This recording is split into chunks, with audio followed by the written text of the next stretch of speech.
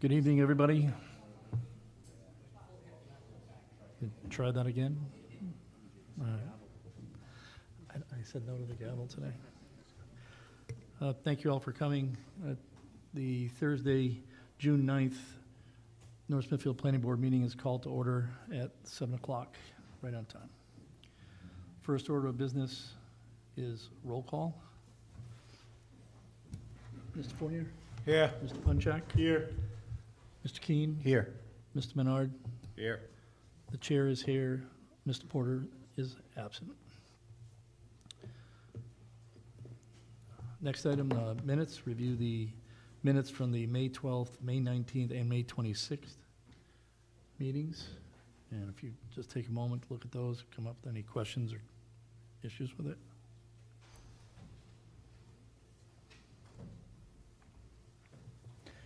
I'll make a motion that we accept the minutes as written. Okay, I'll second. a second. Those in favor? Aye. Opposed? No. The meeting minutes are accepted as written. Okay. Next item on the agenda is disclosure. Do any planning board members have anything to disclose in terms of potential conflicts on the matters before the board this evening? Hearing none. Notice and disclosure. Any planning board members need to disclose any ex parte communications about any contested or material adjudicatory facts or opinions concerning the merits of any application before the board this evening? No? Hearing none. Great. Voting members are what you see, Mr. Menard, Mr. Keene, Mr. Fournier, Mr. Punchak, and myself. So first item on the agenda, public informational meeting, Major Land Development Project, Material Samplings Technology.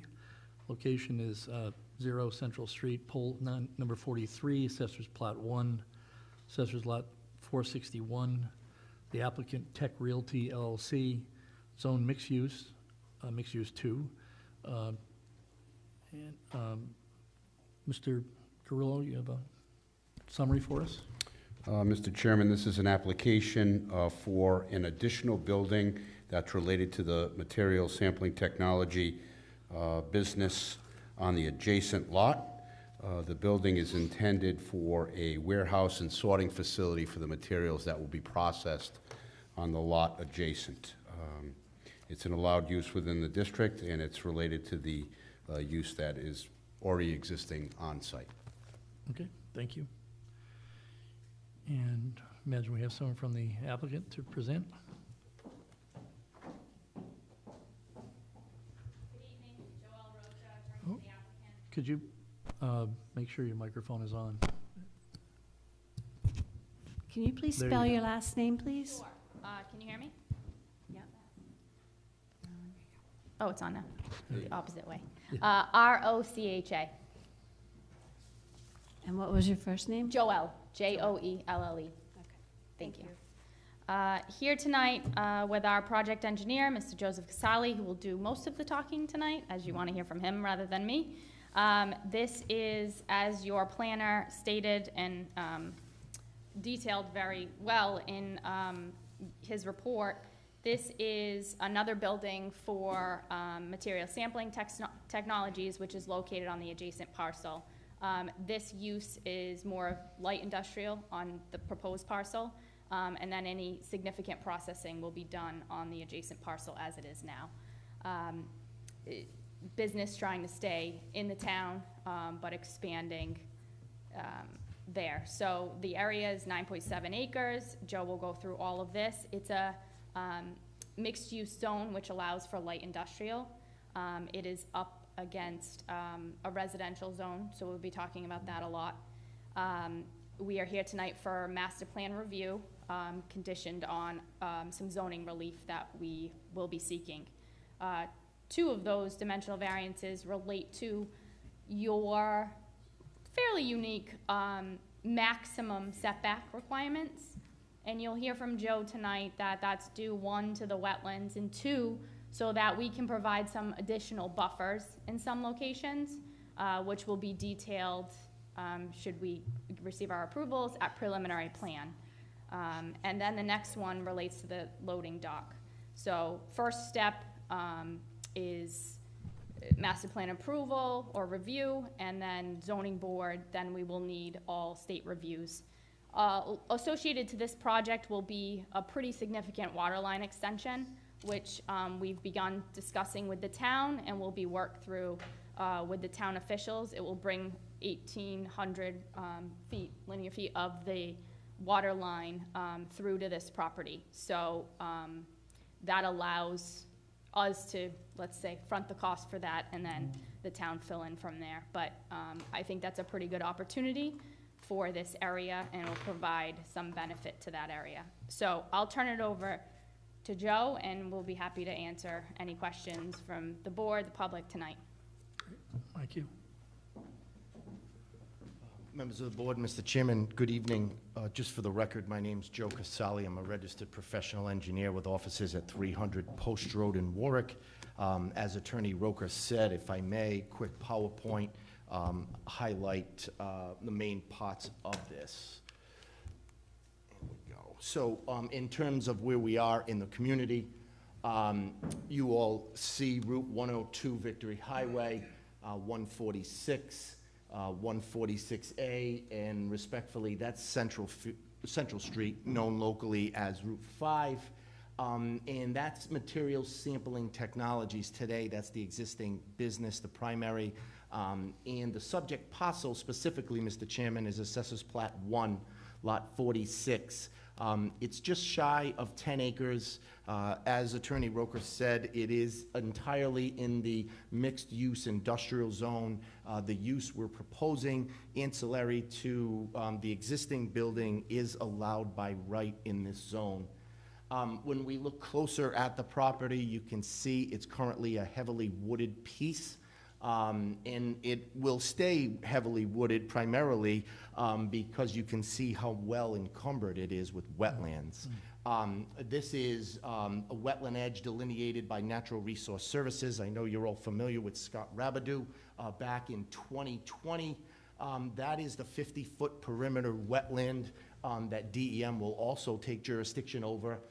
We also have smaller wetlands that are less than 3 acres that do not have jurisdictional buffers, including a forested wetland and a special aquatic site. We have an intermittent stream less than 10 feet in width that is within that wetland complex, and that too has a 100-foot jurisdictional buffer. So you can see predominantly most of this site is encumbered by wetlands.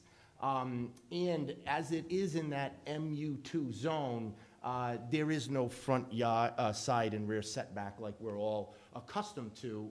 It's just a minimum and a maximum side setback. So they want the buildings in this zone to be no closer than 50 feet, but no further than 70 feet. And that's going to require some dimensional relief from us because of the wetlands here. So you can see our proposal is a 23,600 single-story square foot building, industrial in nature. When you look at it, respectfully, it is very utilitarian in terms of its layout. It is a stepped building that will step right into the elevation change. Very simple roof line, gable. It is a metal building, and I know that the planner in one of the comments was to add some type of blocking, which we will get into later, but certainly will agree to.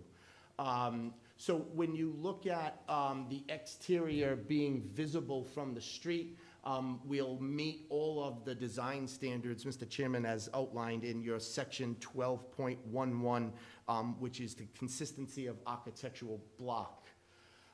In terms of the layout, we have modified the layout slightly from what you see in terms of we have one access, not two, at the request of staff. So there is, we've combined that, so we just have now one access into the parcel, existing, proposed access, excuse me, into the site today, so that way we can have that consistency. But we're proposing 3 loading docks and a loading ramp for the forklift access. And in terms of parking, 4 are provided. We're putting a small parking field there of 13 spaces, one of them being ADA accessible. One of the amenities that we're trying to accomplish is we're going to have a bermed area here with some screening to try to screen as much as we can our loading dock and our operations from the nearby residential. We're also willing to put any type of landscaping or buffering that we can so that we can, in all practicality, screen our operations to the maximum extent practicable. And then there was also comment from staff, sidewalk along Central Street. I know there's a variety of broken panels. If this was approved, we would gladly remove and replace any broken sections. We've also added an internal sidewalk and crosswalk to our existing facility as staff asked. And there's also going to be a proposed gathering area, gazebo area for employees. That's also part of the of your code in the architectural standards. In terms of sewer, we're very fortunate. We have a force main right outside our front door that we'll be able to connect to, and as well as gas.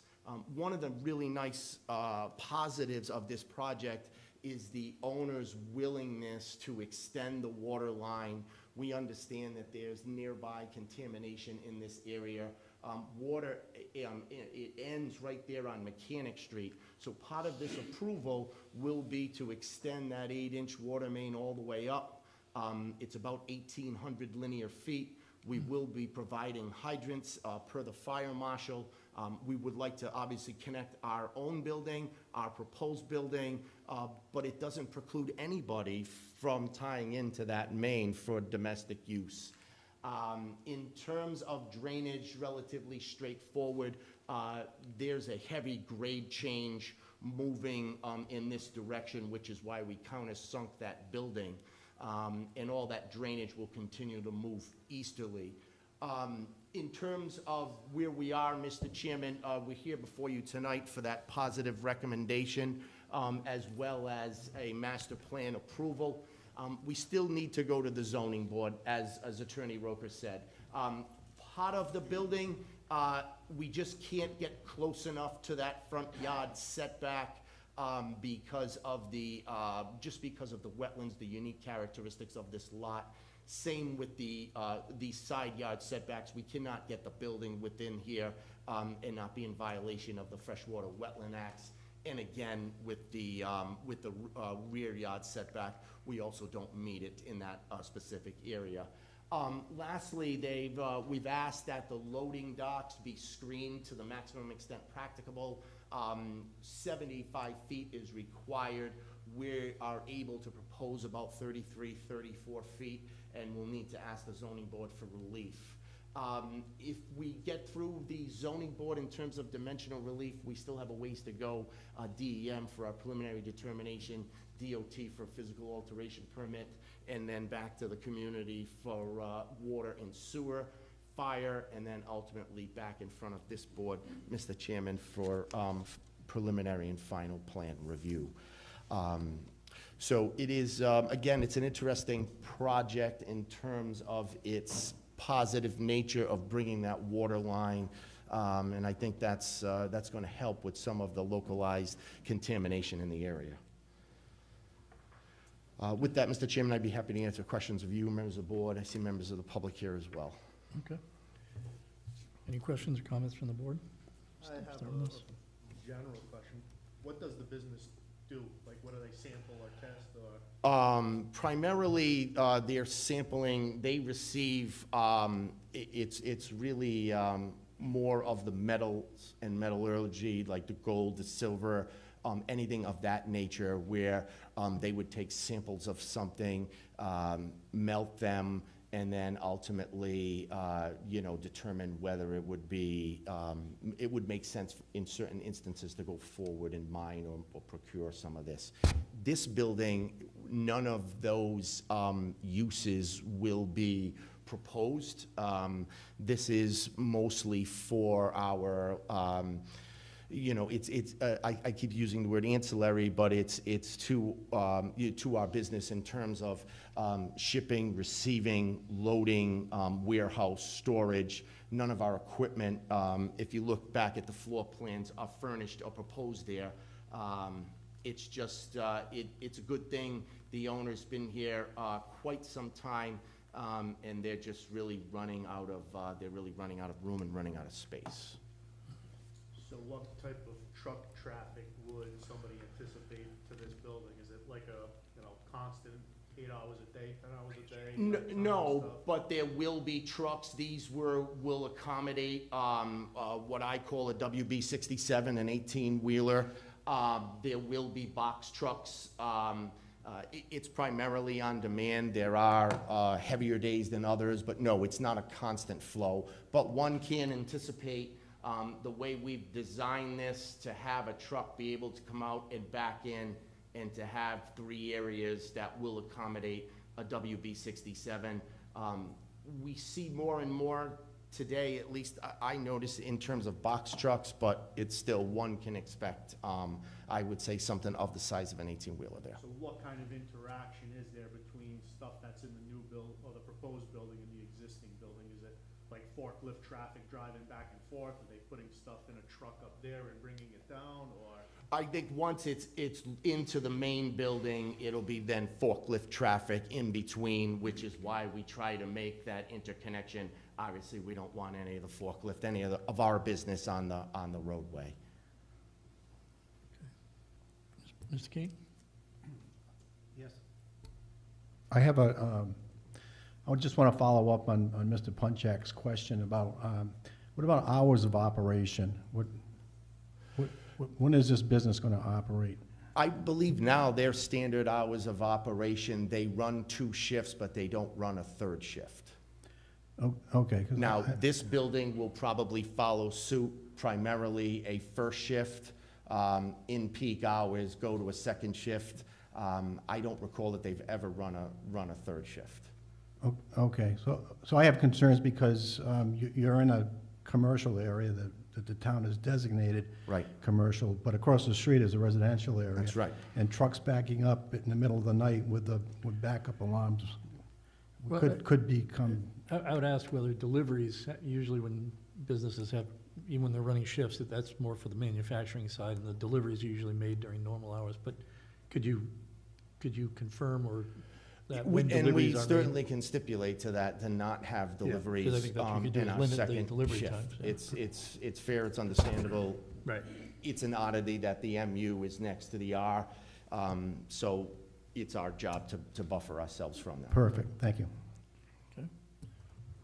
Ms. Menard? Just to expand on Mr. Punchak's, so the truck traffic, is that essentially, I'm assuming, will just be diverted from what was going to the existing building?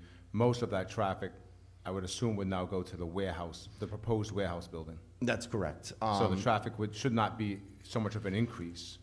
That's correct. It still will be stopping in a different area closer to those houses from this building, but yes, we don't anticipate more traffic in terms of deliveries from this expansion. The owner has contemplated additional employees. I don't think that is proposed at this point. It's just the expansion of what exists today, just to have a little more footplate and floor plan. So the existing building that stands now has a extensive security gate It to does. get into the property. Will the proposed warehouse have the same? Yeah, it will need to, just because of sometimes the precious metals that we get. If you've all been to the site like I have, it's very difficult to get in. You're screened right through that gate as you get in. It's a very clean, neat, well-manicured site. And then as you progress through the building, the security is the same. And it's necessary because of the materials they handle, and I would assume they would continue with that, absolutely. So with that, I want to make sure that the security gate for a delivery truck, if it were an 18-wheeler, to be able to be off of Central Street while waiting to get clearance to enter into the property. Do they do that now? Because they have, Yes, those the same gate, trucks are entering. yeah, the gate is recessed from the existing gate is property far line. enough off the road that the That's truck right. can sit there without, Oh, there's enough without room to pull in, obstructing, right. yeah, without obstructing any traffic. Right. We can certainly mimic that.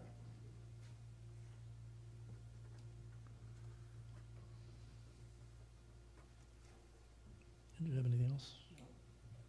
If necessary, could the configuration of the building be changed slightly in order to prevent you from being in that 70, 50 foot?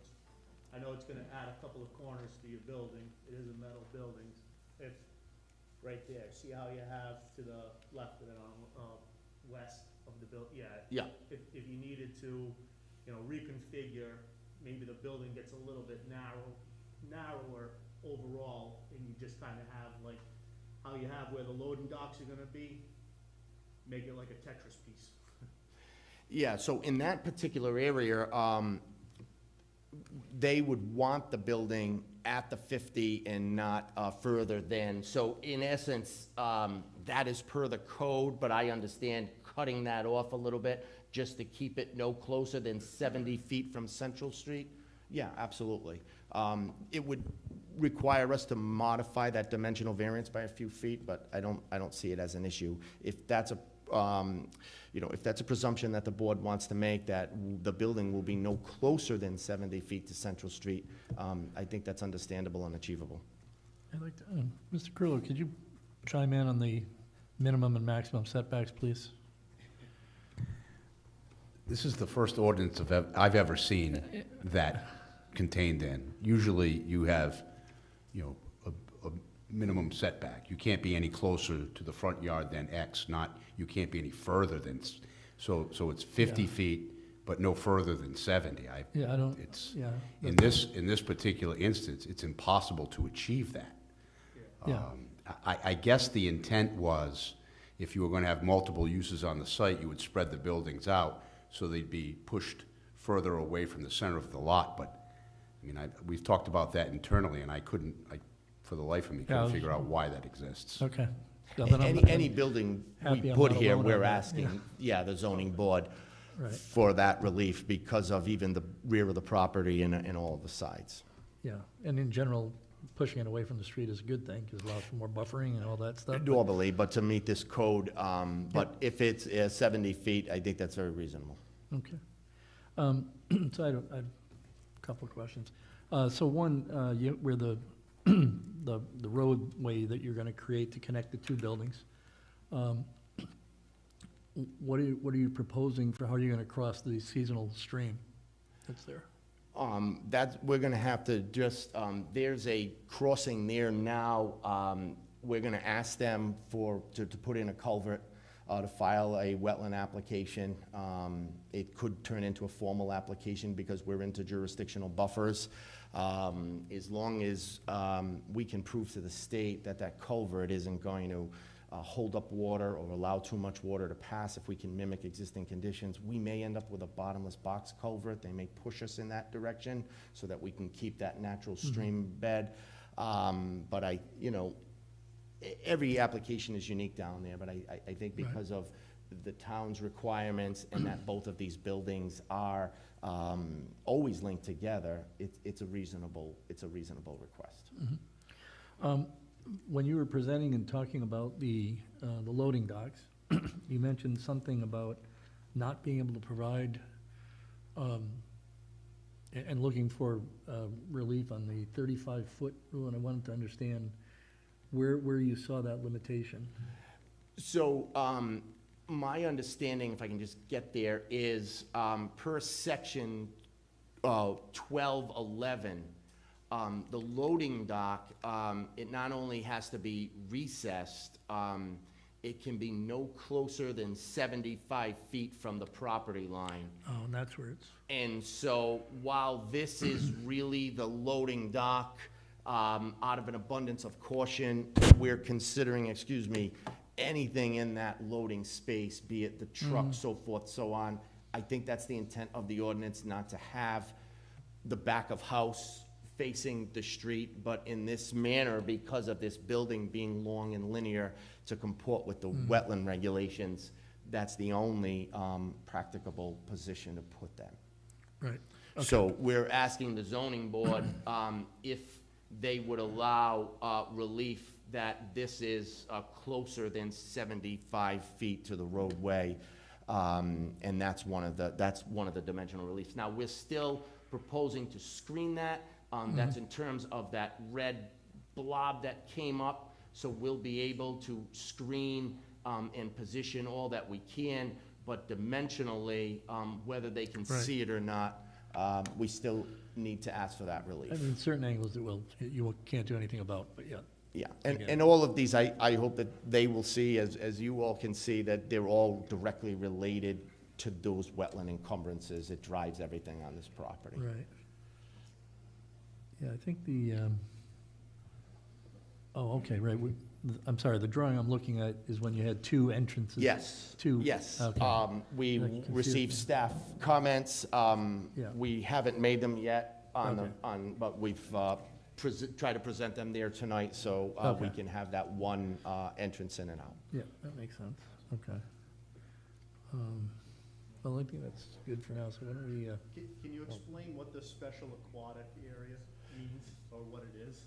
Yeah, so, wetlands in this state are determined by three elements. You have to have the topography that leads the water to a certain area. You have to have the plants that grow. There's facultative and obligate plants. Some grow in wet, some can only grow in dry. And you also have to have enough soil. You have to have 12 inches of hydric soil underneath. When they see special amphibians in the water, and that is the spotted salamander, they will protect that special aquatic site. So if a wetland is forested, but it's not 3 acres, it doesn't have that 50-foot buffer, that is one of them doesn't, one of them does. And then that special aquatic site, I don't know specifically, but it must have been either, it had to be a spotted salamander or one of the 5 or 6 rare species that exist here. And while it may be intermittent and only be necessary for a month, a lot of these amphibians look to those puddles and ponds to survive. They can't make it all the way to the streams. Without them, they're important. They are very ecologically important. So the state makes us identify them and identify them as aquatic sites. okay. Well, if there's no other questions at the moment, I'd say it's time to open up the public information hearing. I'll move that we open the public hearing. Do we have a second? Second. Those in favor? Aye. Opposed? The public information hearing is open at 7:28. Anyone that wishes to ask questions or make comments on this project, just ask that you go up to the podium, state your name and where you live, and then speak. Good evening, my name is Charles Raposa, and I live on 399 Central. And a couple of issues that I have with this proposed project is, basically Central Street is adjacent and runs into the Blackstone Valley Parkway, where everybody rides their bikes. There are a lot of people who use that parkway. There is no sidewalk on the corner that you can't see in this area. There's no place for people to go. And then you're gonna bring more big trucks down that road. That scares me. Seeing that every day on the weekends, it's always an issue. So I don't see any traffic survey of how that's gonna affect the neighborhood, because we are a residential neighborhood. And, for a long time, it wasn't even a speed limit there. I petitioned the state a couple of years ago, and now it's a 30-mile-an-hour zone. I also went after them again, and we got a sign on 146A to let you know there's bicycles and pedestrians, but that's all they have done for pedestrian safety on this street. So that's my biggest issue for me personally. That and the big building being that close to the street with trucks going up and down, and if they're gonna dig up the road and leave uneven pavement and all that banging and coming and going, I don't wanna hear that all night. Me personally, I don't think you would either. It seems that that building is quite larger than their existing building. As of now, they are a good neighbor. I have no complaints with that business whatsoever, but they are set back and they are quiet. Now you're asking for a variance to be closer with more loading docks and more trucks. They're not building 3 loading docks because they're not gonna get more trucks than they get now. They're building it.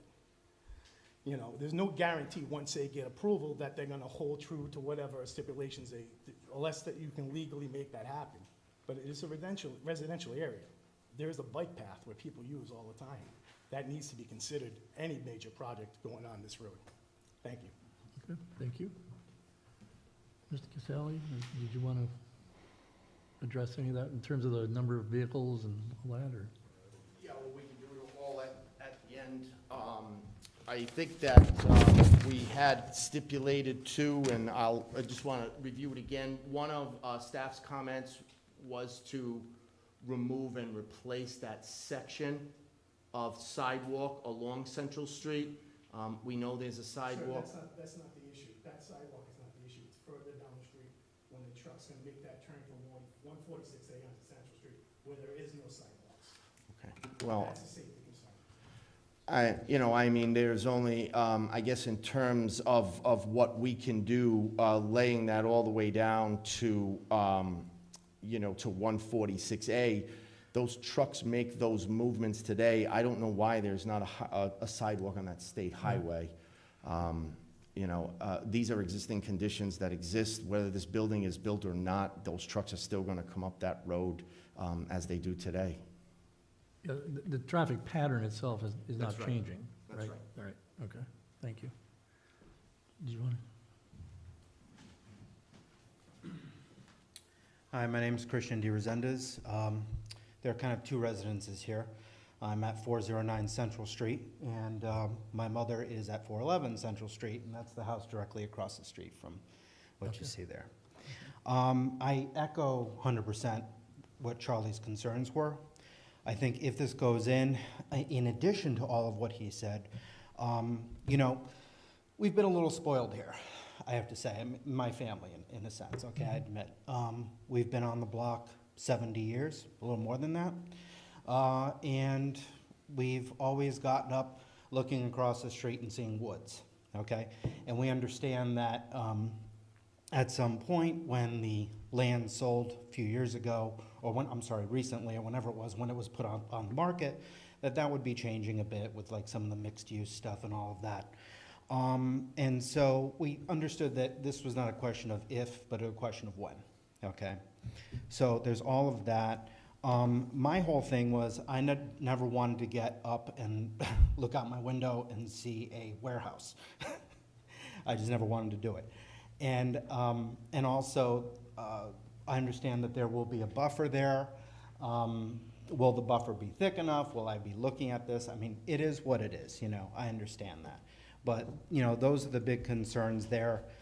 As far as them being a good neighbor, they're quiet all the way at the end. Like, I never hear from them, and usually you see a truck coming and going, and you barely know they're there. My whole thing is, obviously, they're expanding. You're really gonna know that they're there now. Will there be a lot more noise? Will there be many more trucks if they're expanding? Primarily, this is always thought of as a residential neighborhood first. I understand it's mixed use and that, this is commercial and it's going in. But it's always been a residential neighborhood primarily for us. So we would want to, do our best to keep it that way. We certainly understand things change, but at this point, that's pretty much all I have to add to that. So Okay. Thank you. Thank you. Anybody else, anybody wish to make any comments, ask any questions? No? I'll look for a motion to close. Everyone? So, Steve Tregeller, I'm at 83 Quaker Highway.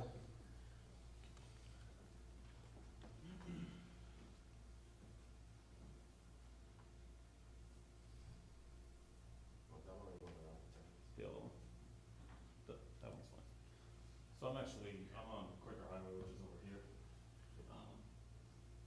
Similar concerns as to the other neighbors, but like, why couldn't you lose the loading dock area and shift it all back to this line of the building? And take this leg and put it over here? Then you'd be out of the. Because the primary need for the building is the loading. Yeah, but the loading dock would still be in the same location. It would just be, it would pull you out of the zoning requirement.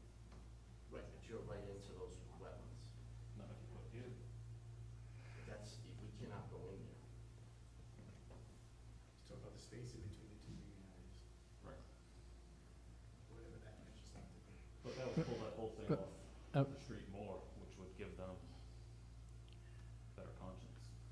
From my perspective, So I'm on Steve, the just other side of the so street. I can understand, you live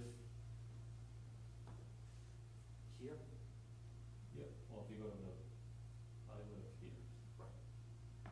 So like I scaled your drawings, and from my house to the back corner of the building is only like 300 feet. So, like I can see their existing building now, so like how much of the land between me and their existing building are they gonna clear to build this? We're gonna talk through the Yeah. chair. But I don't understand how you can from this picture. You can see it. You Well, can maybe go in right back winter, there. maybe in winter when the leaves are down, because those look like more deciduous trees, so. Yeah, I That's mean, what I'm like I guessing. can look right through the woods at all these neighbors. Your Right, right property on the line street. is within, what, 15 feet of a mixed-use zone? So I mean, if you go back to the one with the drawing of the building, like are they clearing, like just to build this building, they're gonna have to clear all these trees, all these trees? So why don't we get the question, so if you could address the board, that'd be preferable, but, so one thing you're looking for, it sounds like, is to understand their plan in terms of what they're gonna need to clear in order to Right. build the building, and then perhaps replace after the building is built. Right, I mean, with- what they're gonna clear out isn't just gonna be what the building footprint is, it's gonna be Right, much, there'll much be more, larger. but then it'll be expected to be replaced with screening and all that, and we'll stipulate as such. Yeah, but they're only showing screening at the loading dock, they're not showing screening all the way around the building. But we can ask for it, Okay, that's part of what we do. We like screening, we ask for screening all the time. it's only 30 feet, it's from me to you. Like, it's Yeah. 30 feet to the loading dock off the street, that's close. It's 30 feet to the parking space That's for the truck. considered yeah. part of the loading dock. Right, so I'm just saying, and that, they may not get relief for that, that's a zoning board issue, Okay. so, um, So the other concerns I would have would be like the effect to the property values of all the properties around there. mhm, Like, we all have fairly, Yep. affluent neighborhood, so right. massive building in the middle is probably gonna affect resale, But this I would is, think. but this is master plan, and so putting out new ideas for different ways of doing things, well, I don't know if you saw, but in the original drawings, they had 2 driveway entrances, now they have 1. Right. Um, But what this plan doesn't reflect too is like Roland had mentioned, there's gonna be security gates. Doesn't show any of that on this. That's all gonna be Right. right on the street. That's, those kinds of details, you see, we'll see elevations at preliminary. Yes, absolutely. Yes. You'll have a landscape plan, a photometric plan. You have elevations now, but they'll be in better detail than they are today. Yeah, Are they gonna be like spotlights on the back of the building facing the other direction? We absolutely will have wall packs on this building. We'll have a full photometric plan. We don't anticipate any variances or waivers from the lighting standards from the community. Right. From your house, you'll be seeing basically the single-story elevation, the west elevation. Yeah, like I said, I can see the existing building now at night when all the lights are on and everything. So this Well, one's gonna be Right, But way we closer, can, you know what I mean? we can require special screening where it could become evergreens, where you could end up with a building closer to you with even more screening, where you can't even see the new building, let alone the old building. That would be. Where Yeah, right now, and- it's all hardwood trees, of course you can see and right typically, through it, when we but require screening, it is evergreen, it's because, screening, you know, and that's otherwise, year-round screening. right. Yeah, no, I was You just could end going, up with better screening. yeah, that's what I'm asking for. I was just going off the assumption that it was only gonna be for the loading dock, cause that's what the plan shows. Oh, no, yeah, like I said, we're at master plan, so this is getting the ideas and then hearing what we want changed and Okay. stuff. And So absolutely. is there like a study that happens with the values of the houses and whatnot, or no? I don't know, how does that work, Mr. Carrillo? So basically, it's an allowed use. We'll start there, so they have every right to build this building. And the effect that, there would have to be some sort of a real estate expert presented by one side or the other to determine whether there would or would not be an effect. I mean, you're speculating that there would be an effect, perhaps there will be, but unless there's an expert that testifies to the fact that that will reduce your property value, there's no way that we could speculate about that, nor would they show up with an expert that said that they could show up with an expert that says it won't affect your property value. But at the end of the day, the property is zoned for commercial use. This is a commercial use, so regardless of whether it's this building or different use going there, there will be a commercial use on the property. And that may or may not affect your property value. We really don't know. The fact that it's zoned commercial would have an effect on your property value to begin with. Right. But and that's our job is to make sure that the requirements are put on the applicant, whoever builds there, make sure that it's aesthetically, I'll say even aesthetically pleasing, but is done aesthetically so as not to reduce value, reduce quality of life for the people that live around it. There's nothing aesthetically pleasing about a metal building. No, Zero. I'm with you. But that's why you hide them. You know, that's what you do, is you hide them. Right. Yeah, I got you. So that was all I had. Yeah. Okay, thank you. Mr. Chairman, I would call attention to stipulation number 9 as it's been presented, you know, and I'll read that into the record, but Thanks. we're looking for a landscape plan for the property. So it says the applicant shall provide a landscape plan stamped by a registered landscape architect, which shall include but not be limited to street trees at a distance of 1 tree for every 15 feet of frontage, preservation of all mature trees along and within the front property line along Central Street, supplemented with landscape berms, evergreen and/or spruce trees to provide screening to the residences located directly across Central Street. And I think there was some testimony to an individual who owned that house over there. Said landscape plan should also include proposed walkway and screening, the gazebo area contained in stipulation number 4. I would also add to that if there's concern about, I'm going to refer to that as the southerly side of the property where this gentleman lives, we can have them, so that we're clear, the blue area there is the 50-foot perimeter wetland. I'm not going to call it a buffer. I'm going to call it a perimeter wetland because they're not going to be allowed to go in there and alter that. So that has to remain in its current state. So when they're clearing for the building, it's, you know, in particular areas, they're going to be very close to that, but they're not allowed to go in there. So there's a little gap in the back there where I guess we could have the landscape architect look into, you know, the southerly side of that building, see what kinds of trees are in there, and in proximity, not right against the building, but somewhere in proximity to the rear of that building, if there's any area they can supplement with pine trees and evergreens that will grow and fill in, so that gentleman looking out of his backyard will look into, you know, evergreen trees instead of the back of the building, as one of the planning board members had mentioned. I mean, I'm going to guess, and we can stipulate to that fact, but I believe that the applicant would be willing to do that. Right. But Just to be clear, you cannot build that building without affecting the blue area around it. It's impossible. We will have to build that building without affecting the yeah, blue area I was- around it. That is their challenge. We will be it's stipulating the DEM will be 15 feet off of that perimeter. It'd have to be laid out by a professional land surveyor.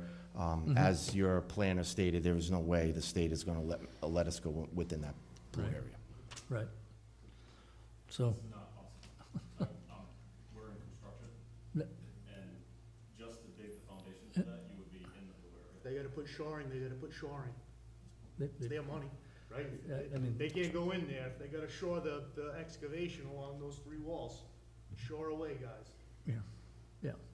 And obviously, you've done this a lot. You know the challenges you face Correct. in a property like this. So Thank you. that's good. All right. And if they do, they'll have to answer for it. That's right. So, anything further from the residents? Can I make another comment? As the first gentleman who spoke about the construction in the street and the water line, there's gonna be growing pains, I'm sure, during the project, especially putting the water line in. They're not gonna come in and dig the street up and put 1,800 feet of water line and leave the street unpaved. It's gonna be a finished street when they're done. It's a state highway. They're not gonna be able to leave it all dug up and, okay, here's your water line and here's your So they'll street. probably, My concern was more, they dig out where they dig, and they fill in what they fill in. It looks good for a year or so, and then the uneven pavement like asphalt does. the state now, don't they mandate curb-to-curb replacement? It'll have to be half the street or it will be full reclamation, yeah, they'll mandate that. What happened on North Main Street? State regulations are, anytime you disturb more than 100 feet, you have to do, I don't know that case, maybe it's a temporary, but, yes, that'll be the stipulation. Right. Okay. Any further comments? So we get notified through every step of the process because we're enjoying property? Mr. Carrillo? Yes, this is the first step of at least 3 public meetings. So the next meeting, should this be successful here this evening, will be before the zoning board. You'll get certified notice for that meeting. If they're successful at that level, it'll be back before the planning board for preliminary. You will get certified notice for that meeting.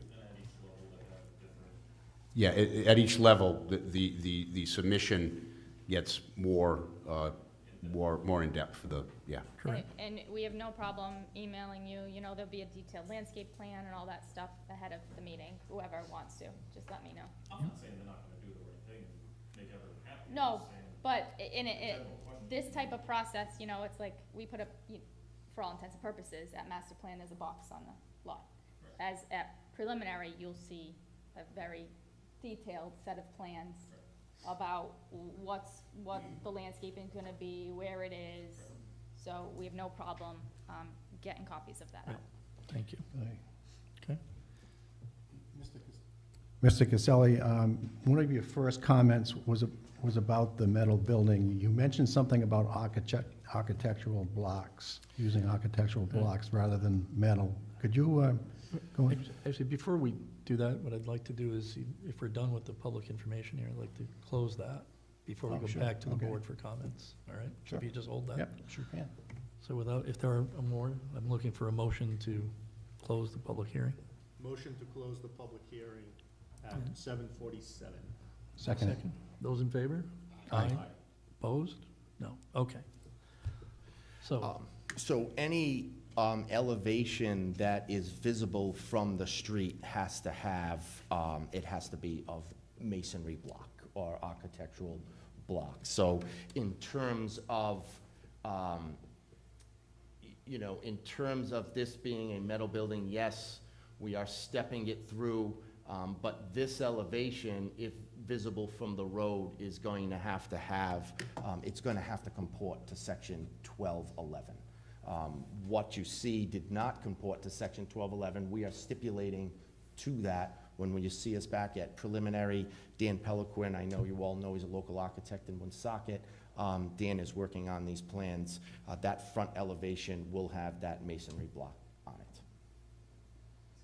it. Okay, so the people living on Central Street will only see masonry block, they won't That's see metal. right. That's, or else we would need to ask Okay. for a waiver, which we are not asking for. so that would actually be 2 elevations, east and south, It would be, because of the angle of the building. that's correct. Okay. Both of those, anything that's visible from the street has to comport to 1211, or we have Right. to ask for a waiver, which we are not doing. Should you give us master plan? And if it's we need visible to from 146A,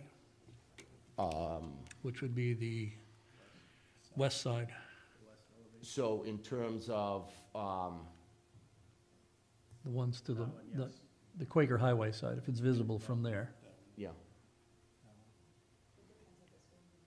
Right, we'll defer, planner wants 3 sides out of block.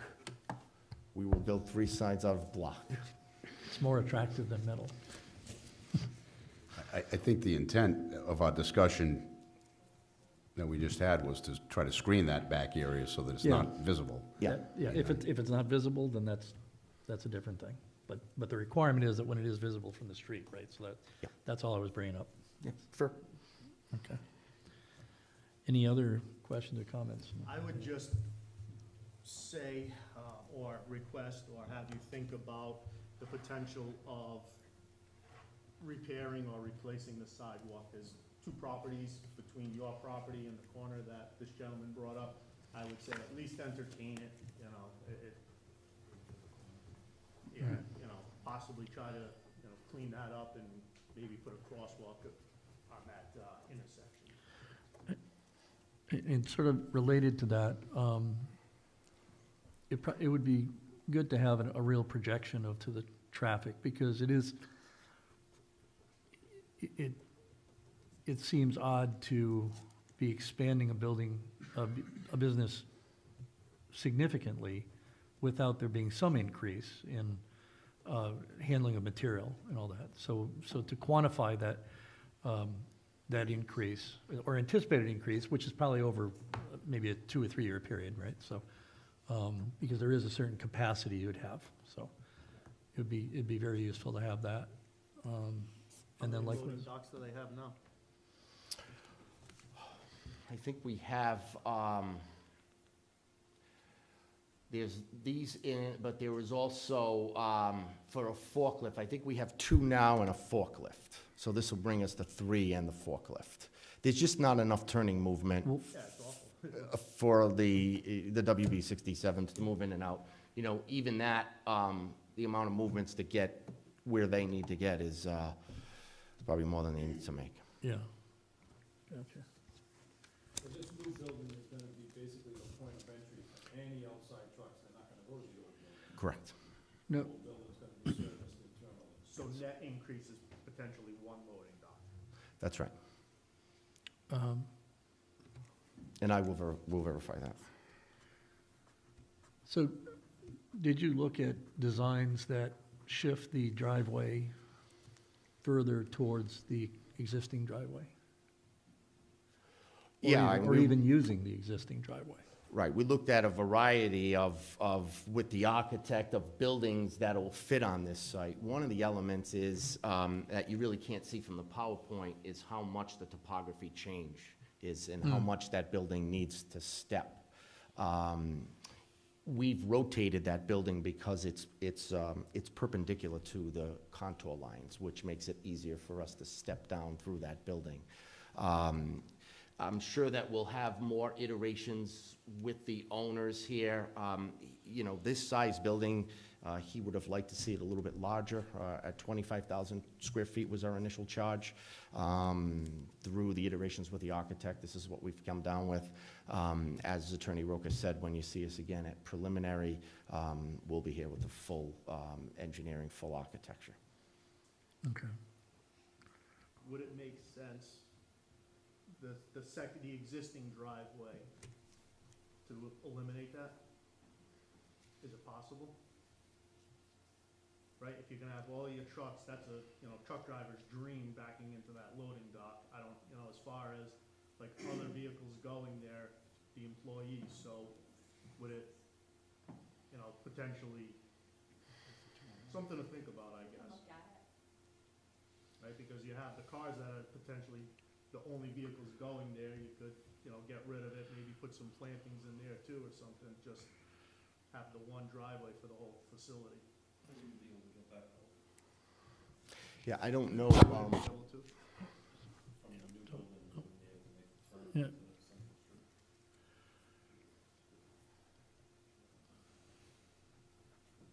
The workers or the trucks?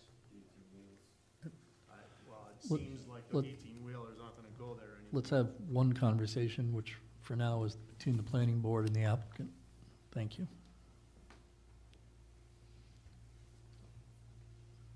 So, Mr. Casali, is that just notes for your, to take back to the office, or, sorry?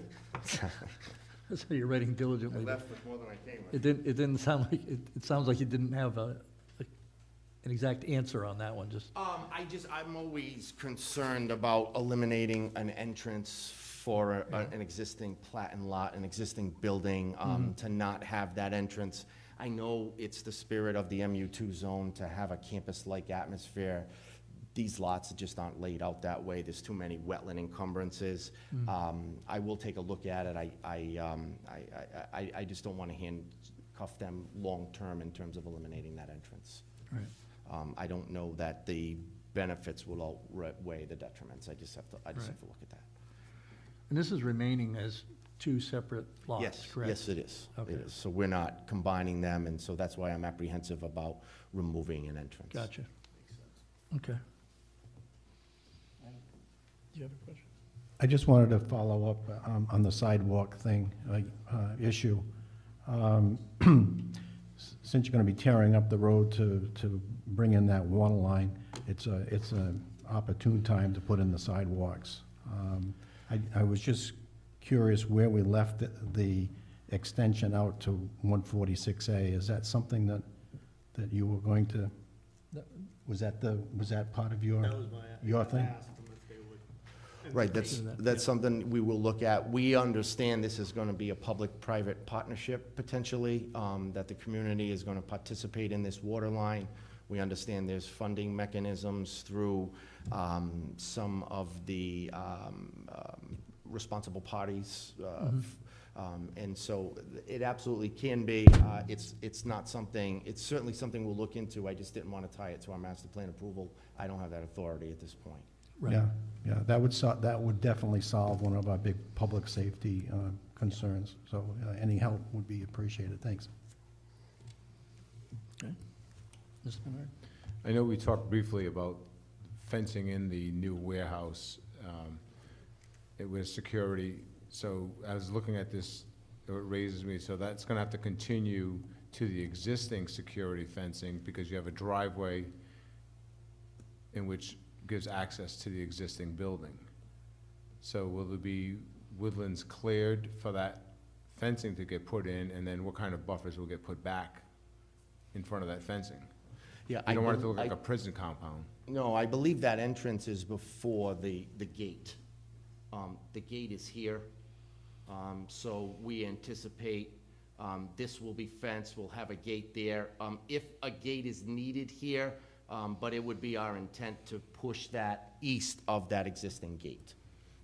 So that we wouldn't have to have All right, so there would be a multiple. second gate, essentially like where that blue dotted line is, just north of the loading dock. Correct. Okay, thank you.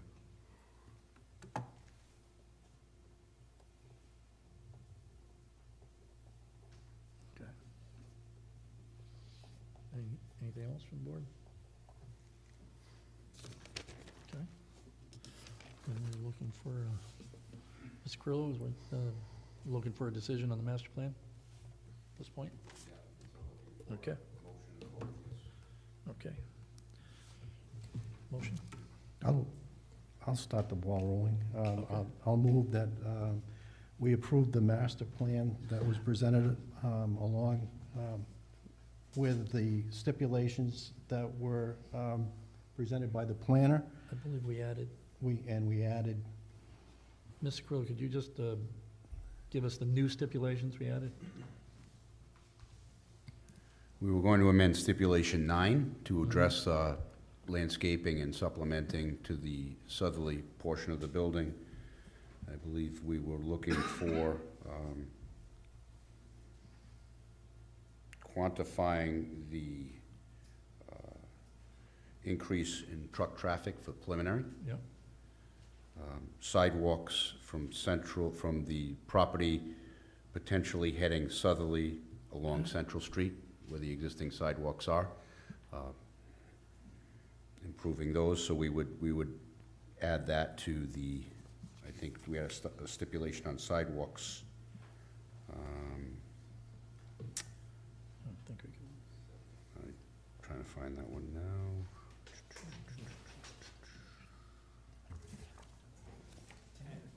10, thank you, David, on number 10.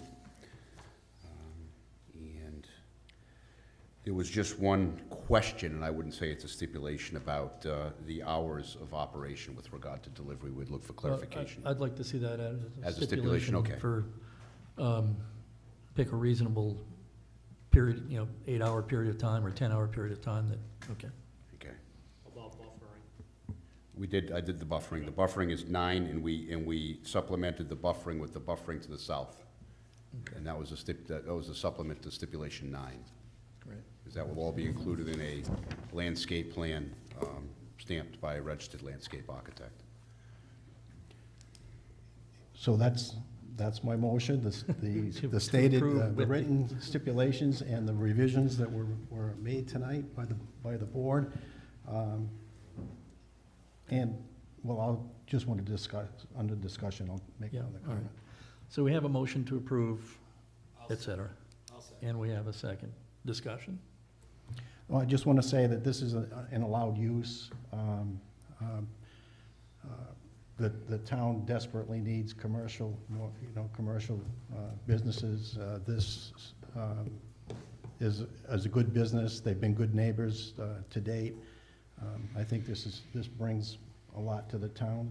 It'll bring some badly needed tax revenue, and And some And badly it's- needed water. and I think we're trying to address the residents' concerns as best we can, so. Okay. Any other discussion? Okay, roll call vote. Mr. Fournier? Yes. Mr. Punchak? Yes. Mr. Keen? Yes. Mr. Menard? Yes. And the chair votes yes. So do we need a Thank you. motion for positive recommendations to zoning? That's correct. So moved. So we have- Seconded. We have a motion and a second, so again, Yes. Mr. Fournier, yes. Yes. Punchak? Mr. Yes. Keen? Yes. And the chair votes yes. And Mr. Chairman, I just want to clarify, Mr. Keen, you adopted both the stipulations recommended by the planner as amended, as well as the planning office findings. Correct. Okay, That is just correct. so that's clear. Thank you. All right, thank you. And let me get through the rest of the agenda now.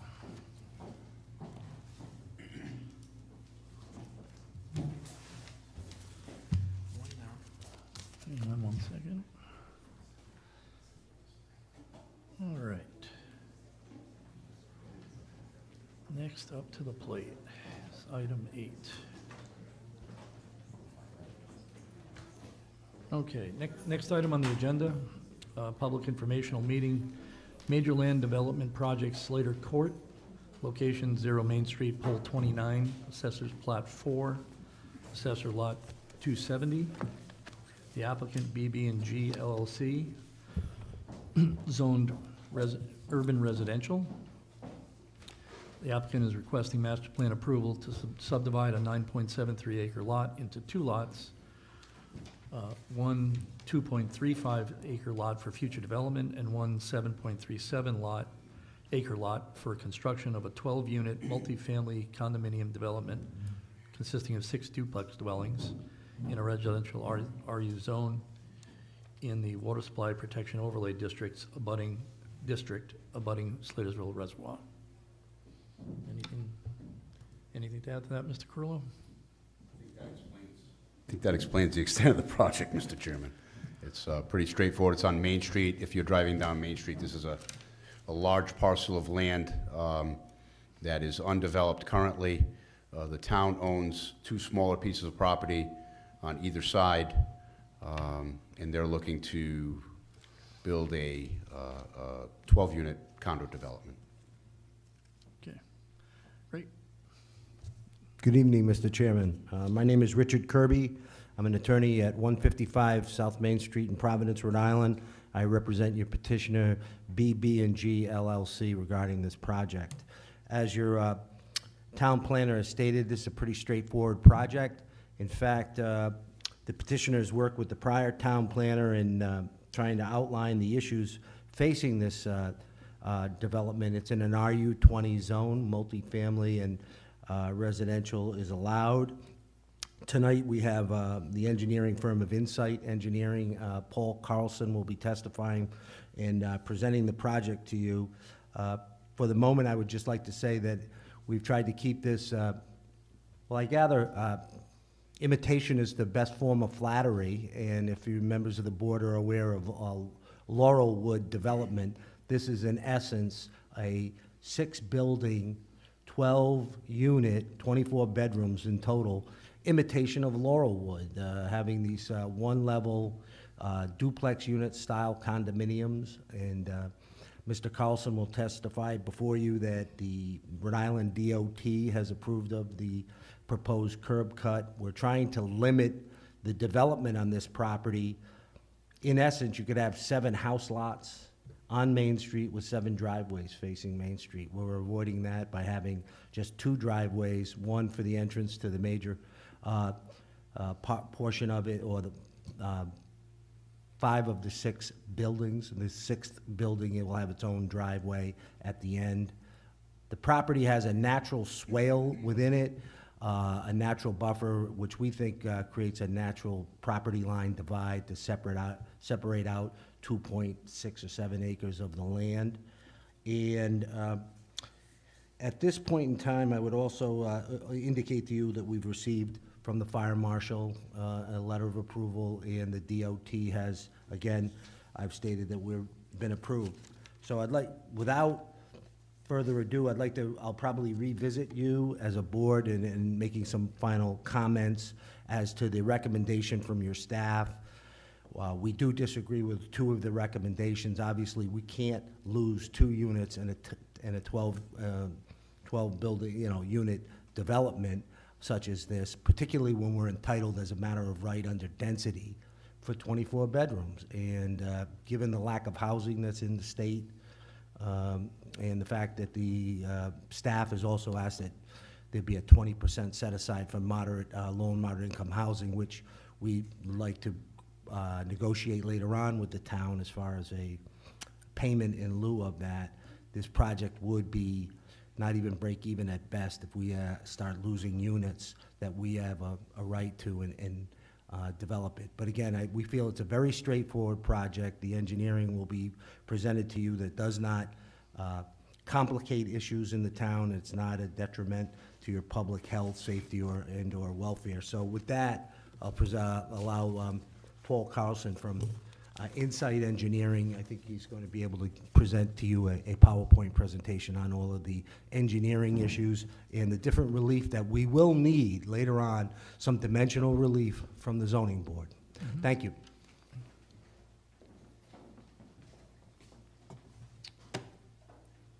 Thank you, Mr. Kirby.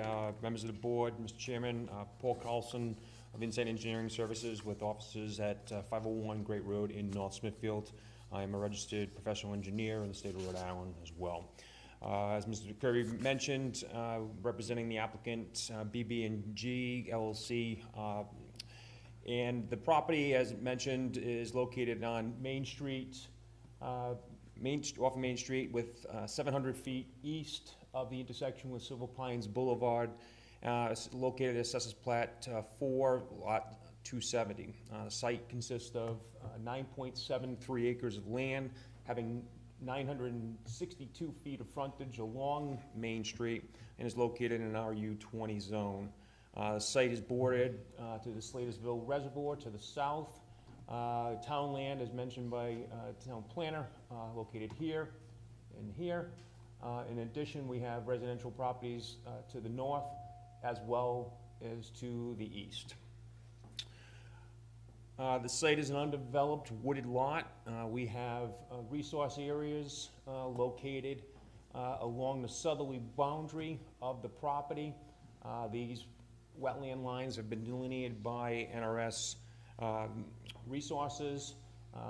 The particular locations, we have also a stream that runs under Main Street and flows to the southerly direction, all of which runs from Main Street to this wetland and ultimately out to the Slatersville Reservoir. Soil evaluations were performed on the site, throughout the site.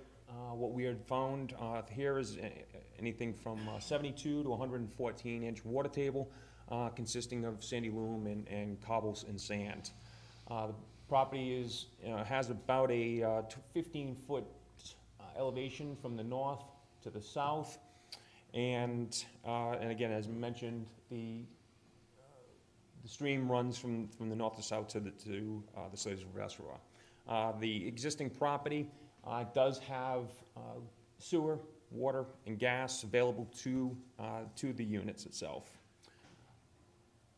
The proposed development, as Mr. Kirby had mentioned, initially looked at the by right opportunity for this property.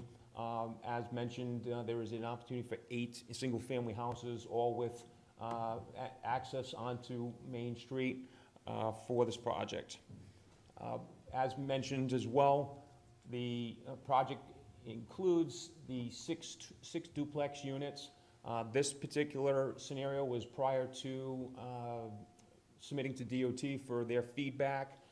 This had a double or looped unit through this section, which was recommended from DOT at the particular pre-app, we'll call it, to break it down into a single access into the multi-units for 5 of the specific project buildings. As Mr. Kirby mentioned, The other access is for units 1 and 2 off of Main Street. Each of the projects, units will be 1,600 to 1,800 square feet with two single-car garages. As part of this, there'll be separation of about 15.1 feet, similar to that of Laurel Woods in town. As a result, again, we have received some initial conversation with and feedback from Rhode Island DOT. We have not received full PAP approval as of yet, as of this would have to go through preliminary review prior to that application and approved. We have 12 additional spaces that were located on in these two particular areas, and the driveways would be separated off of 25 feet of the property lines. In addition, we are looking at and submitting shortly the stormwater calculations for this particular project to Rhode Island DEM. Will meet all of the regulations necessary for DEM and certainly from the town's perspective as well. All of the work will be located, outside of the 50-foot buffer. We have about 10 to 15 feet behind each of the homes. And again, we have maintained and utilized a pre-application process through Rhode Island DEM to gain their feedback for the project itself. And then in addition, we have a separate project or a separate lot which would be subdivided, which is 2.35 acres located on the easterly side. The local permitting, as mentioned, will certainly have to go through the master plan. This particular project will require this goes to zoning and then back through this board for preliminary and ultimately final. As Mr. Kirby has mentioned, we do have a positive recommendation or positive items from the fire marshal with no deficiencies, and we also have a letter from the water and sewer department that states that there is adequate capacity for the project. We will, as I mentioned, we will be submitting to the Rhode Island DEM for this project in short time. In addition, we'll have a two applications set forth for Rhode Island DOT. And as Mr. Kirby had mentioned, we will need to go to the zoning board for relief on a number of the variances. And at this time, I believe that Mr. Kirby will come up and just go through those particular items so that we can address them and indicate the specifics about the project. And then just one last, this would be the kind of the general rendering of what these particular homes would look like. As I mentioned, about the 16 to 1,800 square feet and a single car garage located in the beginning. So, Mr. Kirby? Thank you. Just as a point of minor clarification, we're anticipating they'd be two-car garages, not single-car garages. And I think Mr. Carlson might have just misspoken there. So if we go through what your planning office has recommended and done a very good job of analysis of this petition, we will be needing to get a special use permit from the town of your zoning board under your rules and regulations. The minimum setback between buildings is 20 feet. We're proposing 16 and change, and that will need a four-foot dimensional variance on that. Very similar, again, to what's in line with the Laurel Woods. Minimum number of units per building under your section 5.6.37 parentheses 1A. The interesting issue here is the town of North Smithfield. You don't want to have row houses. However, doesn't really anticipate having multiple duplex lots on a multifamily site. And this is the best way to seek the relief from the minimum number of units, having just multiple duplex units instead of having row houses that are less than 3 units. The proposed parking setback from the line, I believe we're going to be able to meet from some of that, so we're probably not going to need that as recommended. We'll be able to move the project back a little bit. Less than the minimum road width, believe that it's 24 feet. I think if you look at other developments that with a private driveway, such as Laurelwood, you have a 25-foot requirement, we're looking to go to 24 feet. Again, these are relief that we're going to be seeking from your zoning board, the dimensional relief, and we feel that it's their de minimis requests. As far as the minimum distance Mr. Kirby, between... just a point of clarification, I believe our road width requirement is 26. Is it? In this section of the code, it's 25 for the condo development. Oh, for condo. Yeah, if it was a public roadway, it'd be a minimum of 26 up to, Okay. up to Okay. 30. Thank you. And the other issue that has been brought up was the minimum distance between road openings of 500 feet required, and they were asking for 180 feet. As Mr. Carlson indicated to you through the folio that he put up in the map, we could, under matter of right, have 7 driveways entering on Main Street. I think you're all aware of Main Street and going by it. In fact, the other day I did another drive-by, and I actually lost count writing down how many driveways I was going by on top of each other in certain sections of Main Street. We're trying to avoid that by having one access point that DOT recommended instead of having 3, and having a loop going through one main driveway to 5 of the buildings. The last 6th unit building would be another separate driveway that's within 180 feet. Again, that driveway is well beyond what would be required on a regular driveway of less than 100 feet or so in that area on Main Street. Additionally, I don't want to get into a legalese or debate about what a roadway is, but these are driveway, in essence, coming out. I believe that interpreting your ordinance, roadway, you wouldn't want 2 roadways intersecting with each other less than 500 feet apart. That's understandable. But when you look at this from a residential development in the sense of driveways, we're minimizing that. So in essence, what we're asking for is that if you go through the planning office recommendations, naturally we can't agree, and we respectfully disagree, of losing 2 units over almost 20% of this project based on this driveway interpretation versus roadway. The minimum distance between the buildings as another justification for removing those 2 units, we feel that the minimum distance is minimal. And as far as the setbacks from the buildings as well.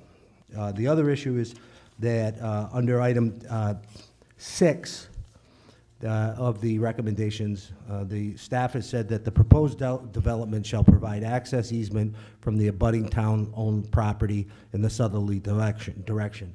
We don't have a problem with wanting to provide access and, in fact, helping facilitate access, public access. There may be a liability issue that we'd want to work out with your solicitor and/or with your administration. We also feel that given the fact that there is public lots on both the northerly side and the southerly side, that northerly portion of the property that has a small lot that is owned by the town is of no use. We're proposing and would sit down to talk about swapping out this portion of the land that's where the town planner has asked for an easement with the owner. Could we have the, could you pull that up, the plot map up again? Okay, so this area that Mr. Carlson has signaled where the easement would be, we would be amenable to working with the town in creating a lot and swapping that off to the northern portion. Can you identify that over there? It would actually be, the town would get more land and separate and apart, and as a way of access through to the walkway and everything else in the reservoir. Well, I'm not sure what the issue is, because in either case, they would need to connect, from that lot, be able to come down to the water. And of course, you go along the water and then you come back up the other side. But in either case, they're not, the town lots are not adjacent to the reservoir. So That's correct. We would be able to create a lot for you to have to have access to the reservoir without even having the need Or for you're an saying easement. create one that goes all the way to the water line? Right. I see. And then swap it off, what our portion is to swap off to that piece of the northern end that's very small and not worth anything. Right. But also we need access. The access would run along the reservoir. Oh, yeah, in Come the up back, the as far side. as the easement goes for the walking area along the berm that was proposed by the town planner. Okay. So the other issue would be item number 10, as far as trash hauling services, not receive any. Other condominium units in the town do receive trash hauling services, and that's the only issue that we would take a debate with, on as far as that's concerned. Okay. All right, Thank you. thank you. Mr. Keen, you have questions or comments? Yes, I'd like to talk a little bit more about the public access issue. So there's an old water trench, I'm sure you're familiar with what I'm talking about, that provided water to the old Western Mills. It's still there, and it still usually has some amount of water in it. But it would be impossible for the public to get from the street to that berm area, or the water, the edge of the reservoir, without crossing that trench. So there would, we'd need some kind of a pedestrian bridge or something to get access to that. So That darkened line is the canal you're talking about. right, that, you can see the shaded area, that's Right. it, yeah, yeah. So just a consideration that in order for the public to use that or get access to the waterfront, they'd need some kind of a bridge to get over that trench. On each end, So- yeah. That's- It's certainly the case in a lot of these, with the buffer zones that we have, certainly that would be an item that would have to be discussed, certainly with ownership, but also, with DEM and Yeah. that type of aspect. Right. Right. That would have to. That would have take to, place. yeah. Because most of that Regardless of particular who- area behind this area is all either considered wetland and/or the buffer zone. Right, right. But this, what I like about the public access piece is that I'm not aware of the public having any access to this lower reservoir at this point in time. I think all of the property is privately owned. So this would open up the reservoir to kayaking, canoeing, or fishing, or whatever for the first time, so. Right. As most of you know, I mean, the problem with the reservoir is privately owned underneath, and we have, certainly there are indications from people who are on the reservoir that they're somewhat prohibited from doing certain activities on this, so, but certainly to your points, those would be considered, and any potential opportunity to bring that forth, and certainly with ownership, we. Terrific, thank you. Right. Anyone else have, before we open up the public hearing? And so those buildings that you're proposing to put up are only one and a half stories Correct. at the most, yeah. That's basically what we Yeah, have. typically, I think today, people don't build 1 story or 1.5 story buildings, they build 2 and 2.5 story, so. Yeah, it'd be just a small area on the second floor, potentially, off the space of what, certainly. Terrific, thank you. Oh, okay. Well, if nobody has anything else at the moment, look for a motion to open the public informational hearing. Move we open the public information hearing. Yeah. And we have a second. Those in favor? Aye. Aye. Aye. Sounds unanimous. So, public informational hearing is open at 8:24. So anybody who'd like to speak, again, go up to the microphone, introduce yourself, where you live, and I'll just say, please address the board rather than the applicant.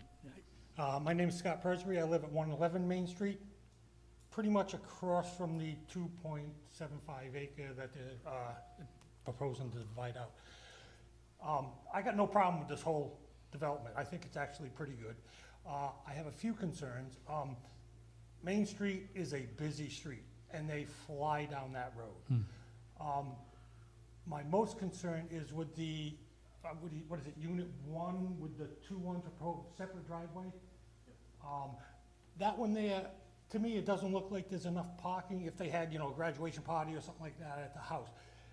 I know there's no parking on Main Street. Is there some type of a bush frontage where you can prevent cars from parking on that. Hundreds of people park in that area, of the 2.75 proposed area. Neighbors, I've had parties, I've had people park over there myself. It's the turnaround area around Main Right. Street. Right. After that's gone, if there's any parties at these condos, there's no curb on that side to prevent people from parking on the grass on the side of Main Street. And I think that would be a hazard to the cars on Main Street. Okay. So I'm just asking if, some type of and I don't mean a curb, I mean maybe bushes in the front right along the road so you can't park a car along the side of the road. Gotcha. Okay, Or something. all right, great. Thank you. Thank you. Anyone else wish to speak? Go ahead.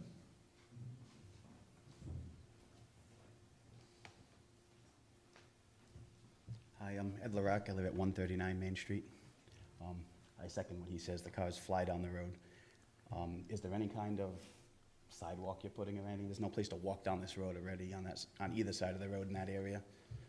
People, it's bad. They fly 50 miles an hour daily. So is the concern that there will be more foot traffic on the road? No, the foot traffic now that would have nowhere to go. There's no place to walk now. Oh, right now, Are they putting a sidewalk? you're saying people currently use that as Yeah, a because walking you space? can walk off the road there, Gotcha. because they fly. Understood.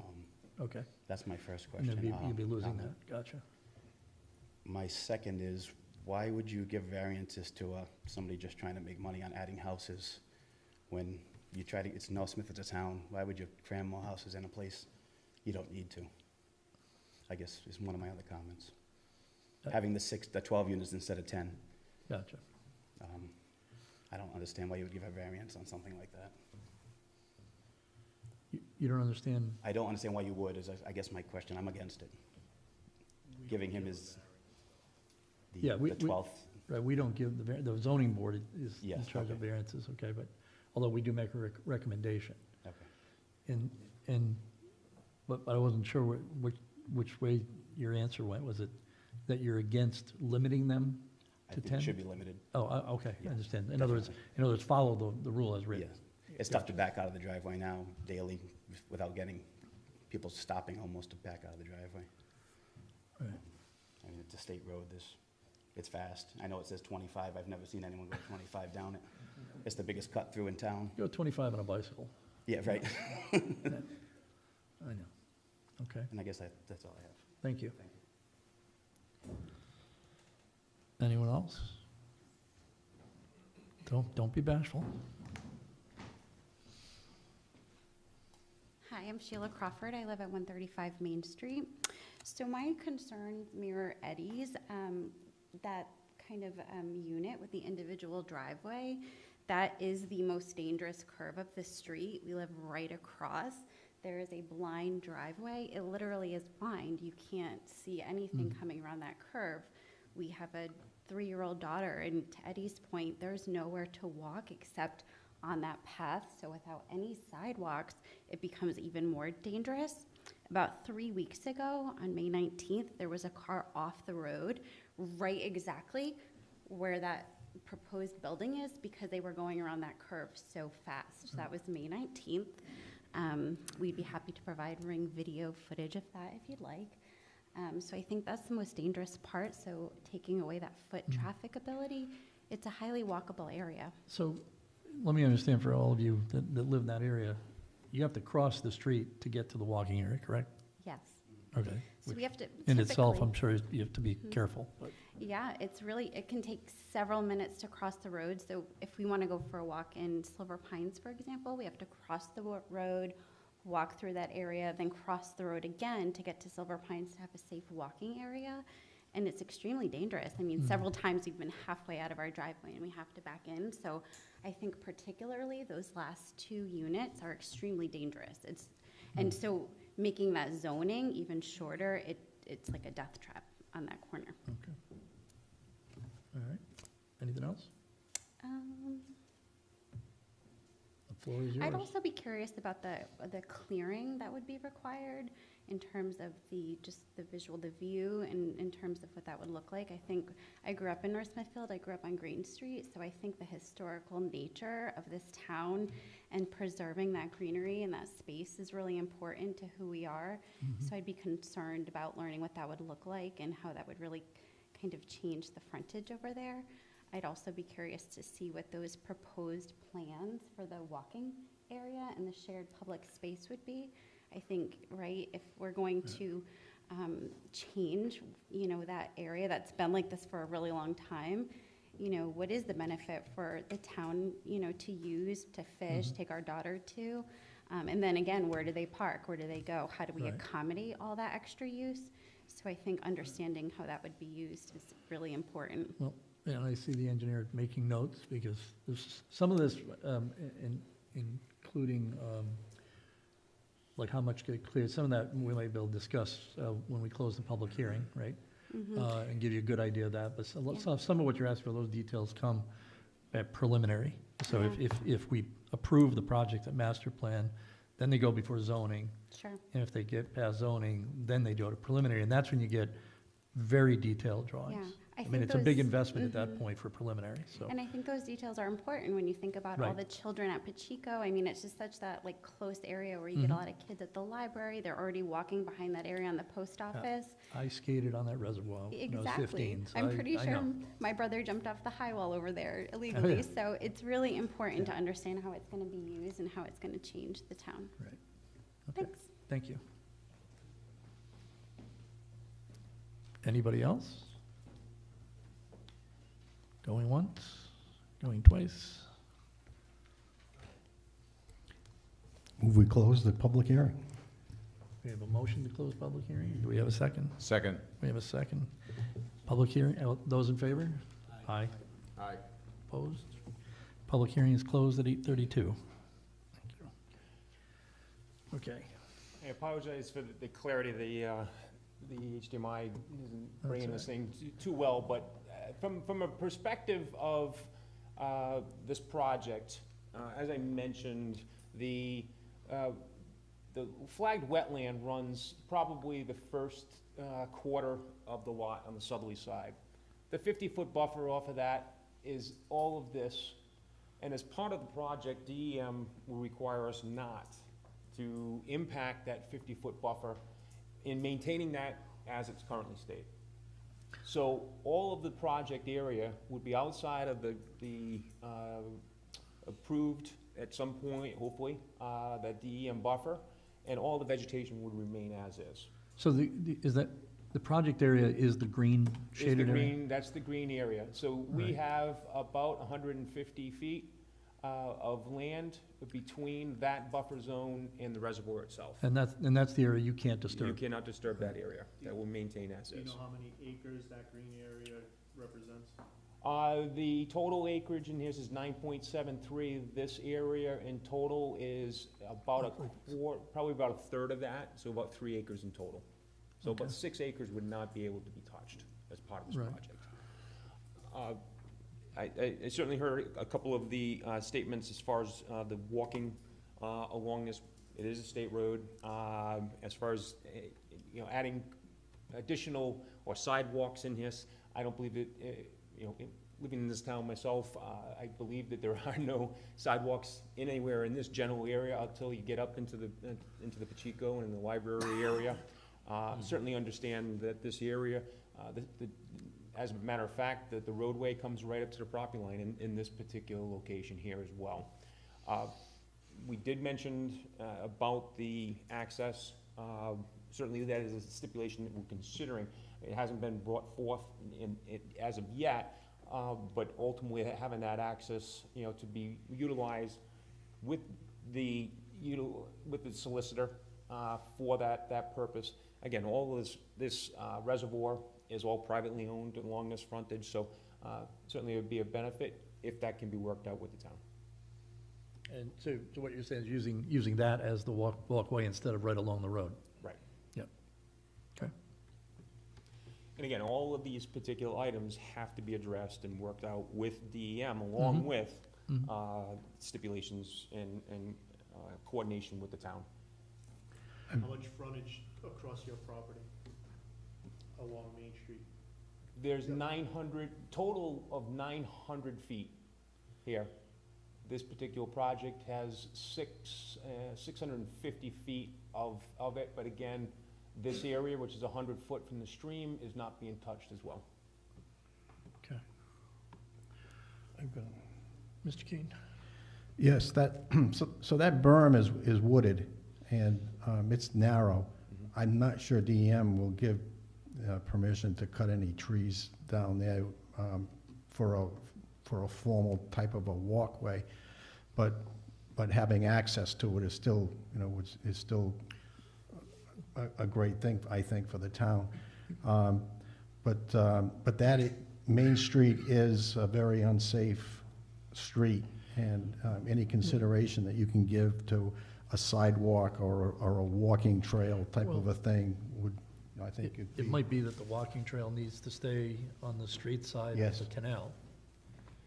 And then Oh. you don't deal with the berm. Yeah, And yeah. it looks like there's, If they can. there was a slide up that showed where we could see where that canal was. It was one of those, like an Yeah. aerial photo, yeah, that one, there we go. It looked like there was enough space that you could have. There's lots of space if they Then you can. also don't have to worry about a bridge to cross the canal. If they can, well, you need the bridge to get to the water. I mean, that's the. Well, that's my true, thing. yes. Right. But if they can disturb the wetlands, you know, that's Yeah. the I issue. got you, yeah. Yeah, so something along the street, you know, some people are not gonna wanna walk down, especially at night, but if you can give some consideration to a walking trail or a sidewalk. I believe that your staff, the town planner, has indicated that, and that's, again, what we're contemplating, trying to do a swap of some land that would give the town a lot more land that's functional versus what, the other piece that's held on the north. One of the principals, Mr. Philip Godfrey, who lives here in town, is a principal in this project. He has a couple of issues that he thinks he could clarify for the. Great, thank you. Me to testify or to get signed in, sworn in? You just have to state your name. Okay. Mr. Carullo mentions the future Branch River Greenway walking trail. Yeah, if you could talk into the microphones, that So- it gets recorded. Yeah, thank you. We don't know what the status of that is. I know there was discussion about that when we worked on Silver Pines. Mhm. And there is a future walking trail that will come through Pacheco Park, wrap Mhm. back through the town-owned parcel where the water and sewer garage is, Yep. back out onto Main Street. When Silver Pines Phase 1 was approved, there was a requirement that they set aside $150 per closing toward the development of that walking trail. There is the remnants of a sidewalk, as you may know, down near the library, Mhm. on the other side of the street. And at some point, it just disappears. There's the remnants of some curbstone. So the intent was to continue that walkway up to Silver Pines on that side of the street. Our idea was to tie that parcel in behind where the current unused water pump station is, and make that a part of that walking trail. I also would have liked to put a little park bench there, or a stone commemorating Mr. Bourgette's contribution to the town in his memory. So that was all intended to be a part of that walking trail. Okay. All right, thank you. Okay. Any other questions, comments? Mr. Bernard? So what is the intent, or would it be on the town's onus to, if that parcel is gonna be divided and we get a larger piece of land with access to the reservoir, that people could conceivably, in practicality, hopefully walk down to the reservoir? People have a place to have to park their vehicle if they're gonna go down with their kids to go fishing there, or if they plan to bring a kayak. Obviously, they cannot park on Main Street, so is it gonna be on the town's onus to provide some parking in that parcel, or is that your intent to provide something for us? That area is currently owned by the town. Yeah, And there is a block building there that's currently not being used. In discussion with Mr. Carpenter, the water and sewer superintendent, he would just soon see that building disappear. So the thought was that that entire area could become parking. right. So you're proposing to remove it for us? The building, it can probably be torn down rather easily.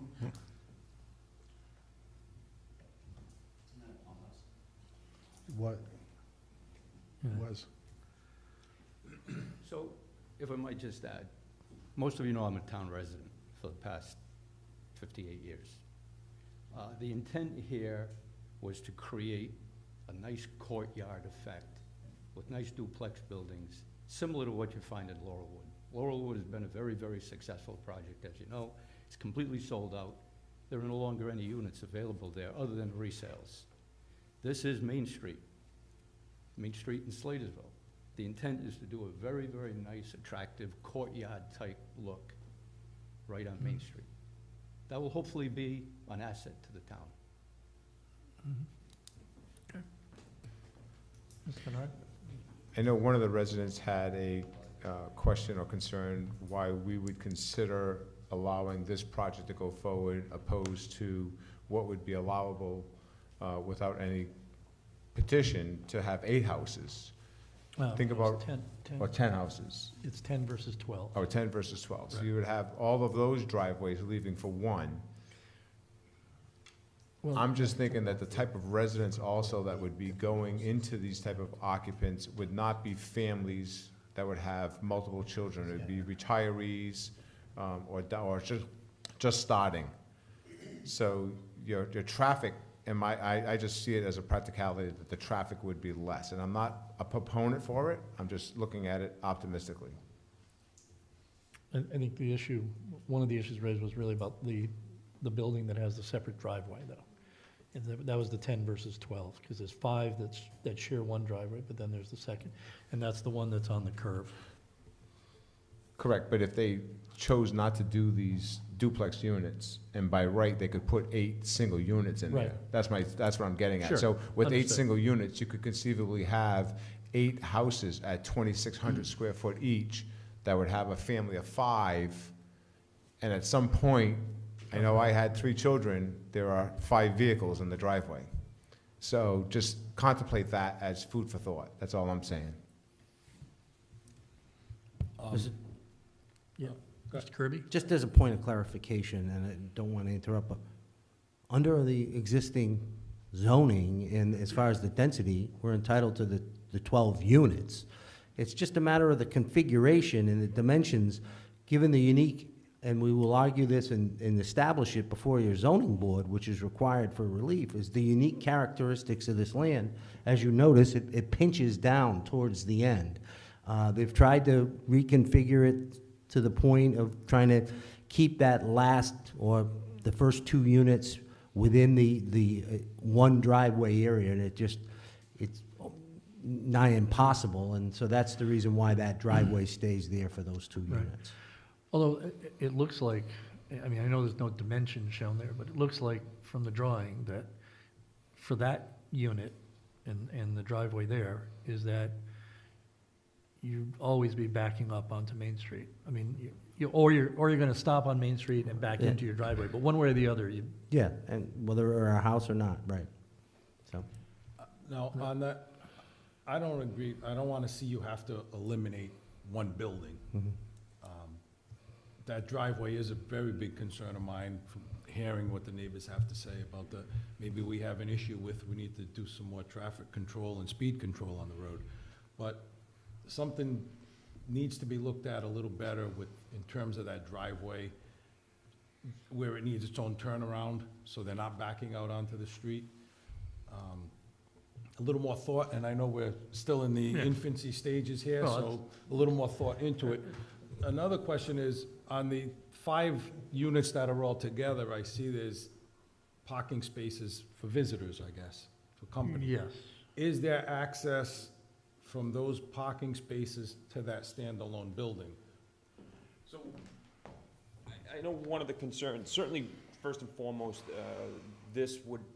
any type of approval out onto Main Street would require DOT approval first and foremost. Two, the dimension through here is, because we have 2-car garages and we have 2 units, this is almost 48 feet. Any person that is backing out of these units has the opportunity, because of that turning movement, to back in. They'd have to do the shared, is to back in within their own driveway and then pull out. And simultaneously, Unit 1, because of this width of 48 feet, would be able to make that same movement as well. Yeah, as long as Assuming everybody, there's not 4 cars in the driveway. yeah, or that they pull, and that they Of your pulled into, neighbor. and your neighbor pulled into the garage instead of leaving it out in the, you know, et cetera. Yeah. But yeah, so that's helpful to know that it's a 48-foot wide driveway. Plans to be access from the other 5 units to that standalone unit for additional cars to park. Like, Yeah, they have absolutely. additional parking there. Is there a walkway where people can, you know, they can have their company can park over Yes. there and they can still walk through to get to the We would certainly units be 1 and adding 2? that driveway or that walkway from this portion over into this. Yes, there are 12 units, 12 parking. The other drawing, that was Oh, I'm sorry. My bad, I'm sorry. But yes, there's 6 units, 6 spaces here that those can, and again, this is all green space, so the access right to those units, absolutely. So you'll provide a walkway and all that stuff, okay. So, Unit 1, if you had somebody who has a truck like mine, the back of the truck is basically on the edge of the road. They have to be aware of that. And there's a garage, so hopefully they're parking in You there. know, that truck's not gonna fit in any garage you're putting on these. You know, hopefully they're driving a small car. We can't make a decision based on hopefuls, I Well, guess. I mean, again, given the fact that we do have that opportunity to turn around, we do have that situation that DOT has to approve any type of curb cut out onto their own street as well. These are certain things that, you know, we have to go through as well.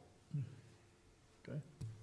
Is there any reason why the parking driveway area in front of the standalone 2 that's proposed to connect to the loop of entering in off the other Main Street?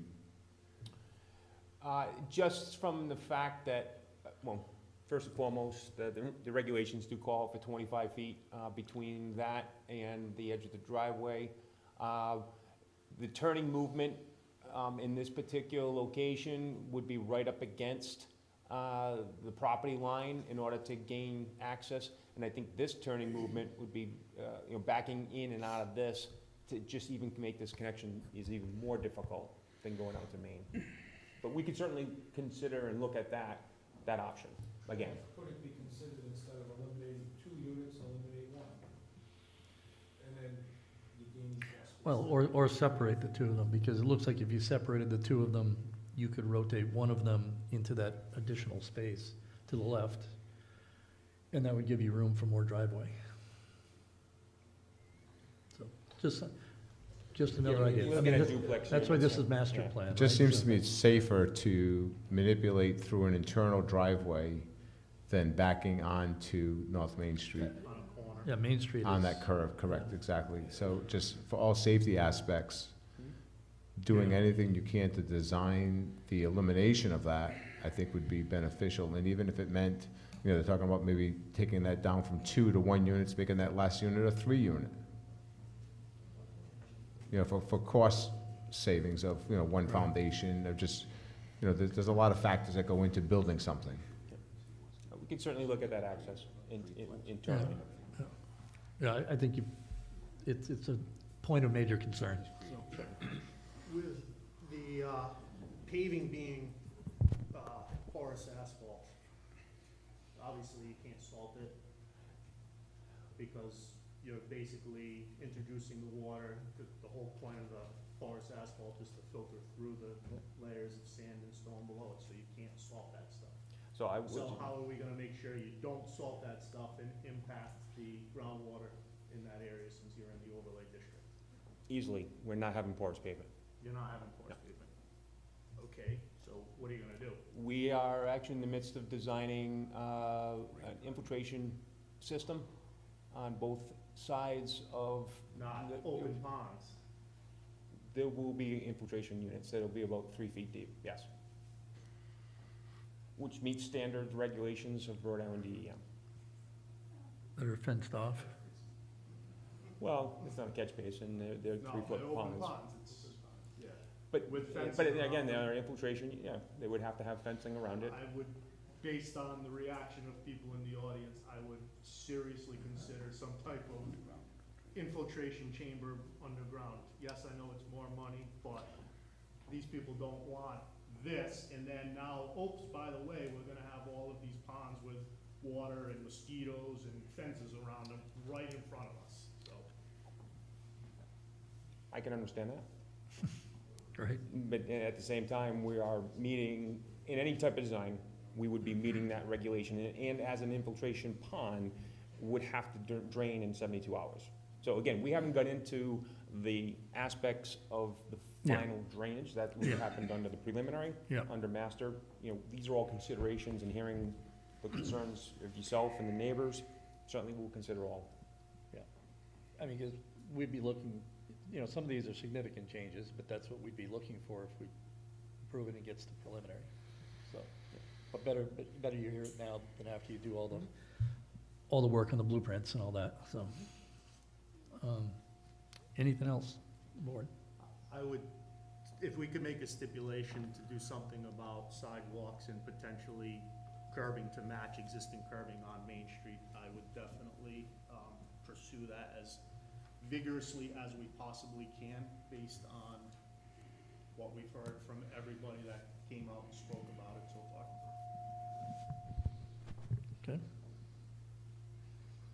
Did you have something already in the stipulations on that? Not about sidewalks and curbing, Okay. Chairman, no. right. I just wrote it down. May I speak for a minute, Chairman? Oh, Mr. absolutely. Chairman? Mr. Crowell. So with regard to the layout and the design, and the number of variances being requested in certain statements, this development as proposed is an allowed use. It's not a by right use because it requires a special use permit. And typically, when zoning ordinances include specially permitted uses, they have criteria and standards that you're supposed to meet to qualify for the use. Several years ago, you could not ask for a combination of a special use permit and a dimensional variance in the same application. By statute, it was not allowed. The statute had subsequently changed. So that allows individuals now to come before planning boards and zoning boards and request special use permits with deviations from the standards that are in the code. I would argue that if they were to meet all of the requirements of the section of the code that they're applying for, which is multifamily 5.6, one of the requirements is that the building shall be no less than 3-unit buildings. So that is a choice by the applicant to ask for deviation from that. That requested deviation to reduce the number of units per building from 3 to 2 requires more buildings on the lot, which in turn triggers numerous dimensional variance requests because of that simple request.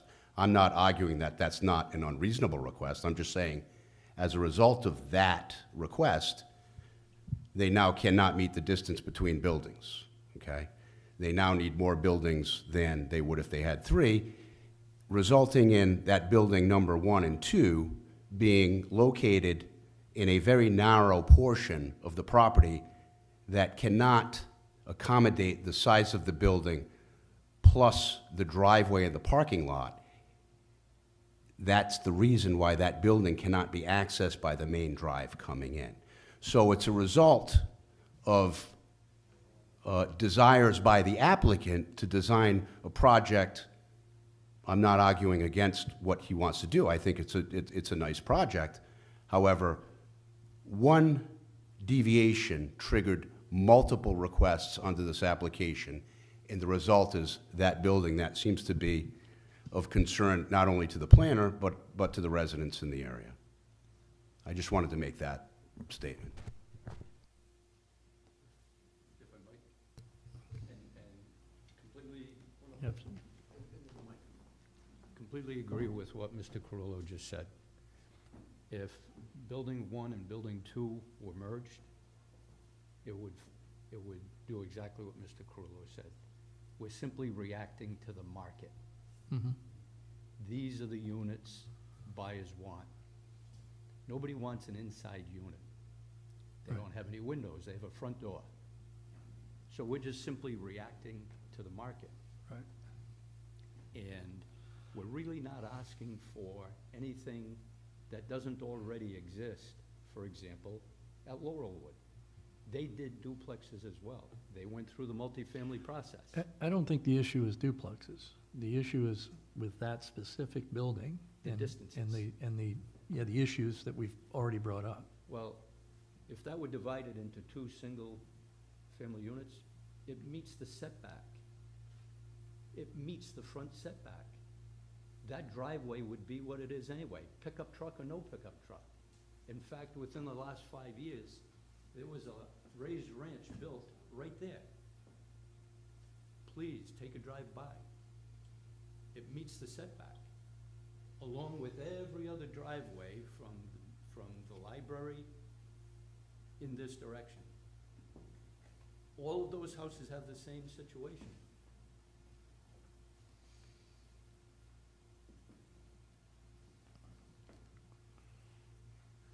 All right.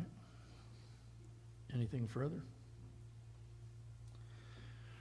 I would suggest, though, on the stipulation in regards to that building, then rather than say eliminate, perhaps change the wording to something like reconfigure.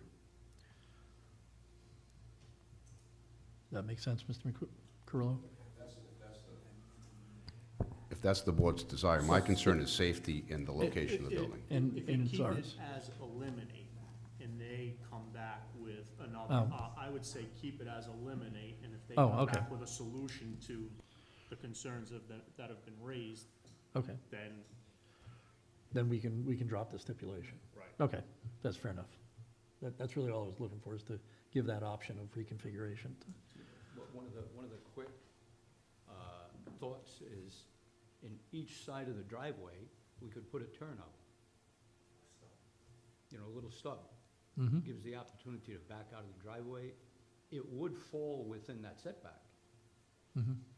but it would be considered a driveway, not a roadway. Right. Actually, we give you a guest parking space, too. Correct. I think the concern has been Yeah. vehemently Yeah. expressed. It's up to them. Yeah. I think, Yeah. like I said, put it in as eliminate, and Yeah. if they come up with a better. I agree, yep. we can Thanks for clarifying that. eliminate the eliminate. Say that 3 times fast. All right. So if we have no further questions, Mr. Mr. Chairman, Solicitor? I'm going to just point out to the board, if you're going to consider an affirmative motion that you're going to make a vesting subject to eliminating units, then you're putting the applicant in a difficult position to come back at preliminary plan. I think what you're saying, you really should focus your attention, my advice would be to focus your attention on the recommendation to the zoning board when they consider the relief, but as opposed to vesting this as you're gonna be vesting this project as a 10-unit project, and you're saying, come back and show us it doesn't work that way. Well, that's why I suggested making it, I don't think you should say eliminate, you should just say you're looking for a solution to that problem, yes. Well, that's what I meant by reconfiguration. as opposed to eliminate Okay. units. And I'll leave it to Mr. Kirby, but I don't think he wants it vested at 10 units. Thank you very much. Does it get vested at I just 12 don't if think we- the board if should we do don't, that. though? Only- Does it get vested at 12 otherwise? Subject to Meeting. you got all these zoning relief that you can comment on, and you don't need to make a positive recommendation on all of them. You can make a negative recommendation. And 2, you can say that you want them to come back with a better safety solution to Unit 1. And I Yeah. just heard one from Mr. Godfrey that this board That might be make- satisfied with, Right. but that's preliminary plan stuff, right? Drill in the ground stuff. I mean, unless the board is intent on reducing the project to 10, but that's not what I heard. I don't mean to No. interrupt, but No, I I just agree. don't want to create We're a... amenable to trying to reconfigure as best we can for the safety issue Yep. on approaching the driveway issue. Right. And reconfiguring the units. Yeah. Yep, and that would be obviously an important topic for us at preliminary. So, Thank you. Yep. So we'll need to have some rewording on that first stipulation. And then, Further studied for safety. yes. Yes? Final, you could indicate either address the safety issues to Unit 1 or eliminate it. Right? And that keeps it, because you just don't know what they're gonna do, and I don't think I'm not sure that the engineer's prepared to give the final decision on the way to solve that problem, and it seems like a difficult time to do that. Oh, yeah, it's gonna take some consideration and work, spend some time playing with drawings and stuff, so. Okay, but, so Mr. Carrillo, we understand what we need to do on that one? We'd have to perfect the wording, but it would be something like proposed units 1 and 2 shall be reconfigured or eliminated as they require a separate access drive, or to eliminate the separate access. We'd have to perfect that wording, but I think we get the understanding here that is a concern. It should be addressed. If it can't be addressed, they shall be eliminated. I think that's. Safety, right? Yeah, It is a safety issue, safety. clearly, and that's how it's addressed here too. It's Talks to about resolve the backing out onto the highway. backing out onto Yeah, Main That's Street, which is the issue. Yeah. Okay. By doing this at this vote tonight, does that lock us in that we could not eliminate 2 units on preliminary? If they can't solve the safety issue, Okay, Then we can. thank you. they can't. Okay. That's why you're giving either or. Okay. Solve the Right. safety issue or eliminate it, but you're not foreclosing the opportunity to do some engineering work to satisfy these very important issues. I think they're Right. important issues, and I don't think anybody should be foreclosed at this early stage. Right. Try. So do we have any other changes to the stipulations as identified by the planner? I would say if we can do something with sidewalks and curbing. So and adding something, yeah. So- Strongly advise against open drainage ponds. Okay. So that's 2 additional stipulations. And that's it. So, Mr. Kirby, you had, I don't want you to think we ignored everything you said, so. No, you haven't ignored what I've said. So, I don't feel that at all. So I did want to address one thing that, and I'll ask the board if they agree, but we have our rule in place for moderate to lower income housing for a reason. An offer to sort of pay the town to get around it doesn't help the town reach its desired goal. I believe it's a 10% level, and we're still below that. We're like somewhere around 8.8 or 8.9 or something like that. So I don't think you're not gonna find us amenable. I don't mean to speak for everyone, but yeah. So that's gonna stay from our perspective. So I just think it's fair to let you know that that's a firm thing for us. Simple reason for asking for that alternative? I think we all know what the cost of construction is. Mm-hmm. It is totally impossible to build anything that's affordable today and not lose money. That's simple. Well, So if we had an alternative of paying the tax, we don't even know what that is. We've been in contact with Rhode Island Housing. Rhode Island Housing said we have to work through our local planning office, which we're willing to do. What is that for? For the definition? Oh, pay in lieu of. The payment in lieu. I don't know the Mr. number offhand. Mr. Chairman, you don't even have the authority to waive that. Yeah, I was gonna say that's not a It's an ordinance. Right.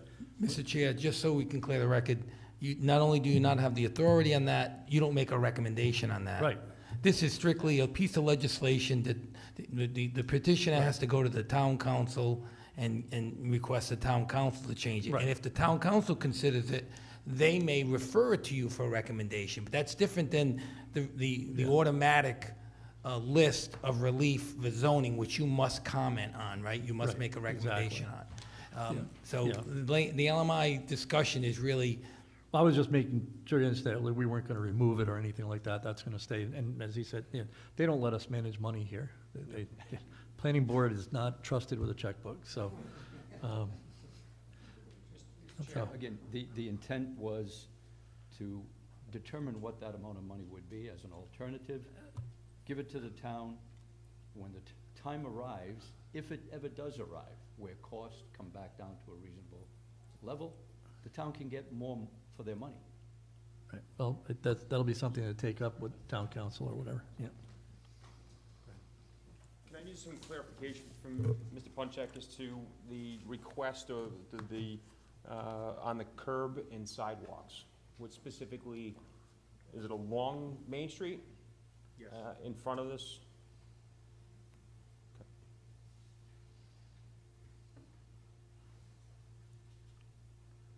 It would include the other, Yeah, the whole 900 feet or whatever, you're subdividing 900 feet to a 600 and 300, so that's the whole thing.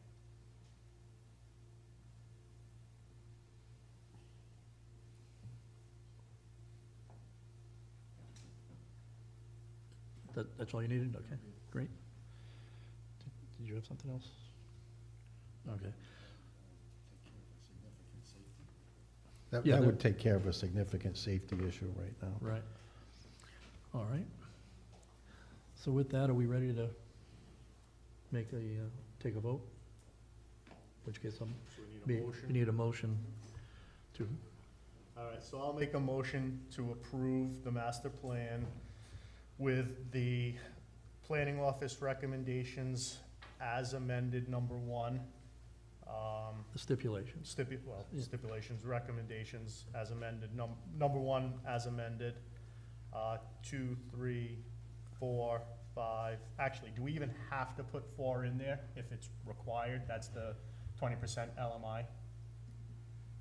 I guess it's not gonna hurt to have it there. You don't have to have it in there, but It doesn't we'll hurt leave to have, yeah, we can leave it, it's Make easier. it known. And the, 6, 7, I think everything else was pretty much unchanged. The addition of the sidewalks and curbing on the Main Street frontage. Strong recommendation to utilize underground systems for drainage and potential access to the reservoir via footbridge. Anything else? you also adopt the planning office findings? So I wanted to ask about that, because if that's the case, number 2, if we accept number 2, does that mean that it's an automatic positive recommendation to the zoning board, right? Well, I think the findings are that they're not in compliance with those they're conditions. just pointing it out. right. Now the question is, after you're done with this motion, What what your are- recommendation is, unless I misunderstand Mr. So Kalu's. yes, That's correct. You cannot make a finding that it's in compliance because it's not. So that's, your finding is that it's not in compliance. okay, all right, so yes. And they need to resolve that moving It- forward. Then my motion does include accepting the findings as written.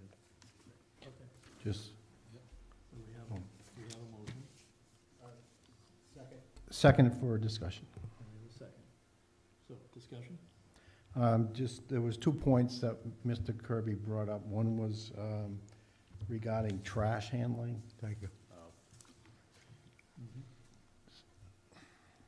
Personally, I don't have a problem with people paying taxes. Mr. Chairman, DPW handles that pursuant to again, an ordinance, and I understand their concern. I don't know, I think Mr. Carullo was just, Yeah. there is a usual rule in most towns, and I don't think it's in this town, but the rule was that if you brought your trash to the curb, the town picked it up, condo or not.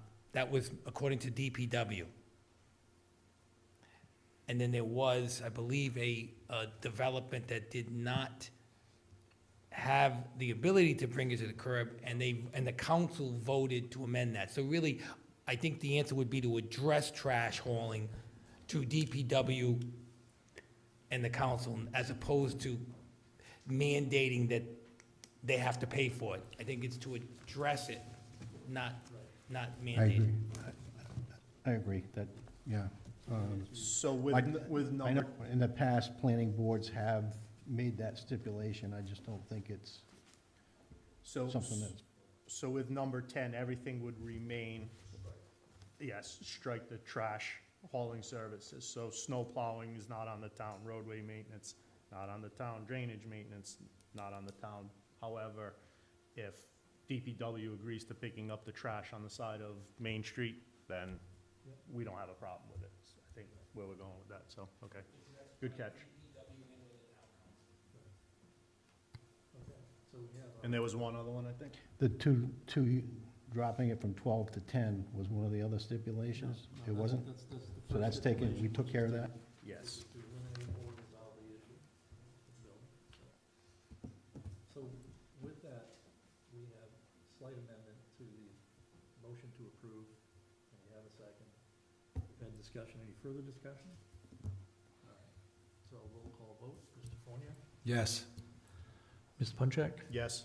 Mr. Keane? Yes. Mr. Fournier? I'm sorry, Mr. Monroe? Yes. And the chair votes yes. So So now. now we need to with- work on the, Yeah. we need to make recommendations on each of the variance requests, right? You don't need to do them, Mr. Chairman, individually unless. There's yes, one we unless- wanna And there's one identify. you want to if somebody wants to take them individually because they feel like they're going to break them down, that's fine. It's up to the board's choice, but it wouldn't be required to go through each one individually. Yeah, so let's take a few minutes to look at the list that's with number 2. We have the special use permit for multifamily dwellings. The setbacks between buildings is 25 feet. This 15 feet is proposed. That's different than, could you address that? Because what I heard was 20 was, this says 25 is required. And you had said that 16 was the reality. So it isn't a difference of 4 feet, it's a difference of 9. It's 20 under your ordinance, under your zoning ordinance, it's 20. Mr. Carrillo? Mr. Carrillo? There is a disagreement on the, thank you, okay. So we'll table that one for now. Minimum units per building, we've talked about that, the 3 units is what's required, so requesting 2. How's the board feel about that? I can understand Yeah, the reason market, behind it. yeah, the marketing thing. So, the parking setback from lot line of 25 required, 20 and 18 foot 9, or 18 feet 9 inches is proposed. We've actually addressed that. Pardon me? Oh, that's been resolved, okay, great. So that will be, that won't be so you won't be asking for any variance on that, okay. The less than minimum roadway, I think we discussed that, that's not actually a requirement, right? Or that's, is that the, oh, that's the 24 feet? Are we good with 24 feet versus 25? Yep, okay. The minimum distance between road openings, the 500 feet required, the 180 feet proposed, that's addressed somewhat in the stipulation. Stipulation 1, although it is somewhat a separate issue because our safety issue implies that there still is that opening on the road, which would mean if we're okay with it, then that means we're okay with this request for variance. Yes, but as was stated by the applicant, if they put 8 houses in there, you're gonna have 8 driveways anyway. So, well, 2 is better than. If that was, 8. if that's not, all that would be subject to planning board review and Right. zoning board review also, so. But we're making a recommendation. But it isn't a guarantee that those 8 houses would get built that way. Well, it wouldn't matter because now they're single-family residences, you're not dealing with a multifamily development. Exactly. So it wouldn't- Yeah, so it's a little different rule. My point is that I don't have a problem with the with this request for a variance. You know, That's that fine. was it. You know, Yeah. it's just, it's not, I don't see that as such a big deal. Right. So I have a tough time making positive recommendations to these because ultimately we don't like unit 1 and 2 and the safety issue. So we're kind of, you know, we're making it known that we have that concern, but now we go and just blanket Well, no, make but positive recommendation. Well, no, but we can say which ones we recommend, give a positive recommendation, we can say which ones we have, make a negative recommendation. And it's not, we don't, 'Cause we don't it's see- not that we don't like But 1 and 2. We don't going like, back to what we Mr. don't like the backing out onto the highway from 1 and 2. Going back to what Mr. Carullo said, though, about going from the 3 units to the 2 units has created so many of these requirements, or so many of these variance requests. So, you know, where I'm kind of going with it, Right. it's kind of like, all right, we want to, like, I think they get the picture of, for the most part, you know, the 15 feet between the buildings, it doesn't really make that big of a difference to us. It's not like it's a deal breaker, but the initial change from the 3 to 2, so it's like, how do you send that message that, listen, we're okay with 90% of these things, however, if they went to the 3 units, we're not even having this conversation. I'm not sure I like the look of a Yeah, 3-unit. Yeah, personally, I think. Personally, I think the 2 units look much nicer than Yeah. 3 or 4. Particularly in a neighborhood with single houses and all that. What is your recommendation as to, you understand what I'm trying to, the point I'm trying to get across? I think from a practical perspective, I think you made your finding as to the safety issue. And I think you kind of got an idea how they're gonna try to address it. I don't think making the negative recommendations on these is directly related to the safety issue. I really don't. I think, generally agree. speaking, you're consistent with the project, you like this project better than 3 units. This is what it takes to get it there. Okay. Right. Can they solve that safety issue? They've come up with some ideas. If they don't, when they come back to you, if you're not happy, you're gonna be voting no on Unit Right. 1. Okay. I think they know that. Right. Yeah, particularly if we, I mean, and what I've heard at least from a couple of people is that I think the 2-unit is better. It fits in better with the neighborhood. And so if we're agreeing to that, then we are kind of saying, well, yes, we get some other baggage coming along with it. Mhm. But do we have any specific issues with any of the other, you know, any of the, you know, I'll say dimensional variances? Has the water department weighed in on this as far as, do they have concerns about impacts to, I know we talked about the well that's vacant or empty, but isn't there another well on the other property? They're not? And there's never any intention of using them in the future?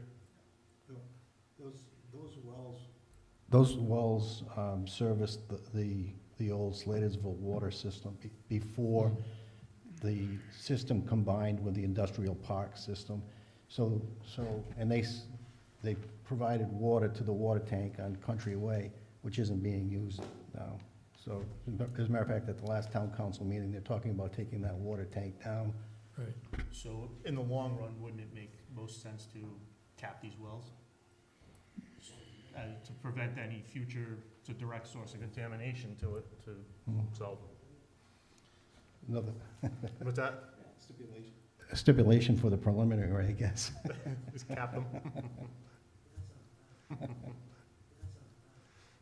are no wells on our site. I understand that, however, you are going to add water to the aquifer, which those wells used to draw from. So what I'm saying is if there's an open well there and somebody wanted to go and cause havoc, they can pour bleach down it. So it's not necessarily your problem, it's something that maybe the town should seriously consider is these wells should be capped because it's a direct route to groundwater. We have 2 parcels of land that are owned by the town on the north and the south side. I get And that. again, we're willing to work with the town to configure an access point and with the town as far as capping them. My other understanding is the well that's on the northerly side closest to the old town hall here, that had been filled in years ago. It was cemented in, there's nothing there. Just 30 feet of cement in the ground. So it was capped. Yeah. Okay. All right. Mr. Chairman, just to address the setback between buildings is 20 feet, not 25. Okay. So it's 20 feet and their minimum is 16, so it's a 4-foot difference. So again, do we have any issues with the dimensional variances? Okay. So we're gonna make a positive recommendation on that. So I need a motion. I'll move that we make a positive recommendation to the zoning board for the, Requested zoning relief. exactly, yeah. I'll second. We have a second. So roll call vote. Mr. Yes. Fournier? Mr. Punchak? Yes. Mr. Keen? Yes. Mr. Menard? Yes. Chair votes yes. Thank you. So with that, thank you very much for your presentation. Thank you all for your comments and for coming. Thank you.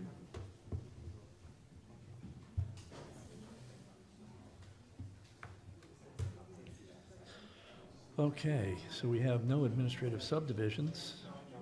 And so Adjourn. we have a motion to adjourn. Do we have Second. a second? Those in favor? Aye. Aye. Okay. We are adjourned at 9:21.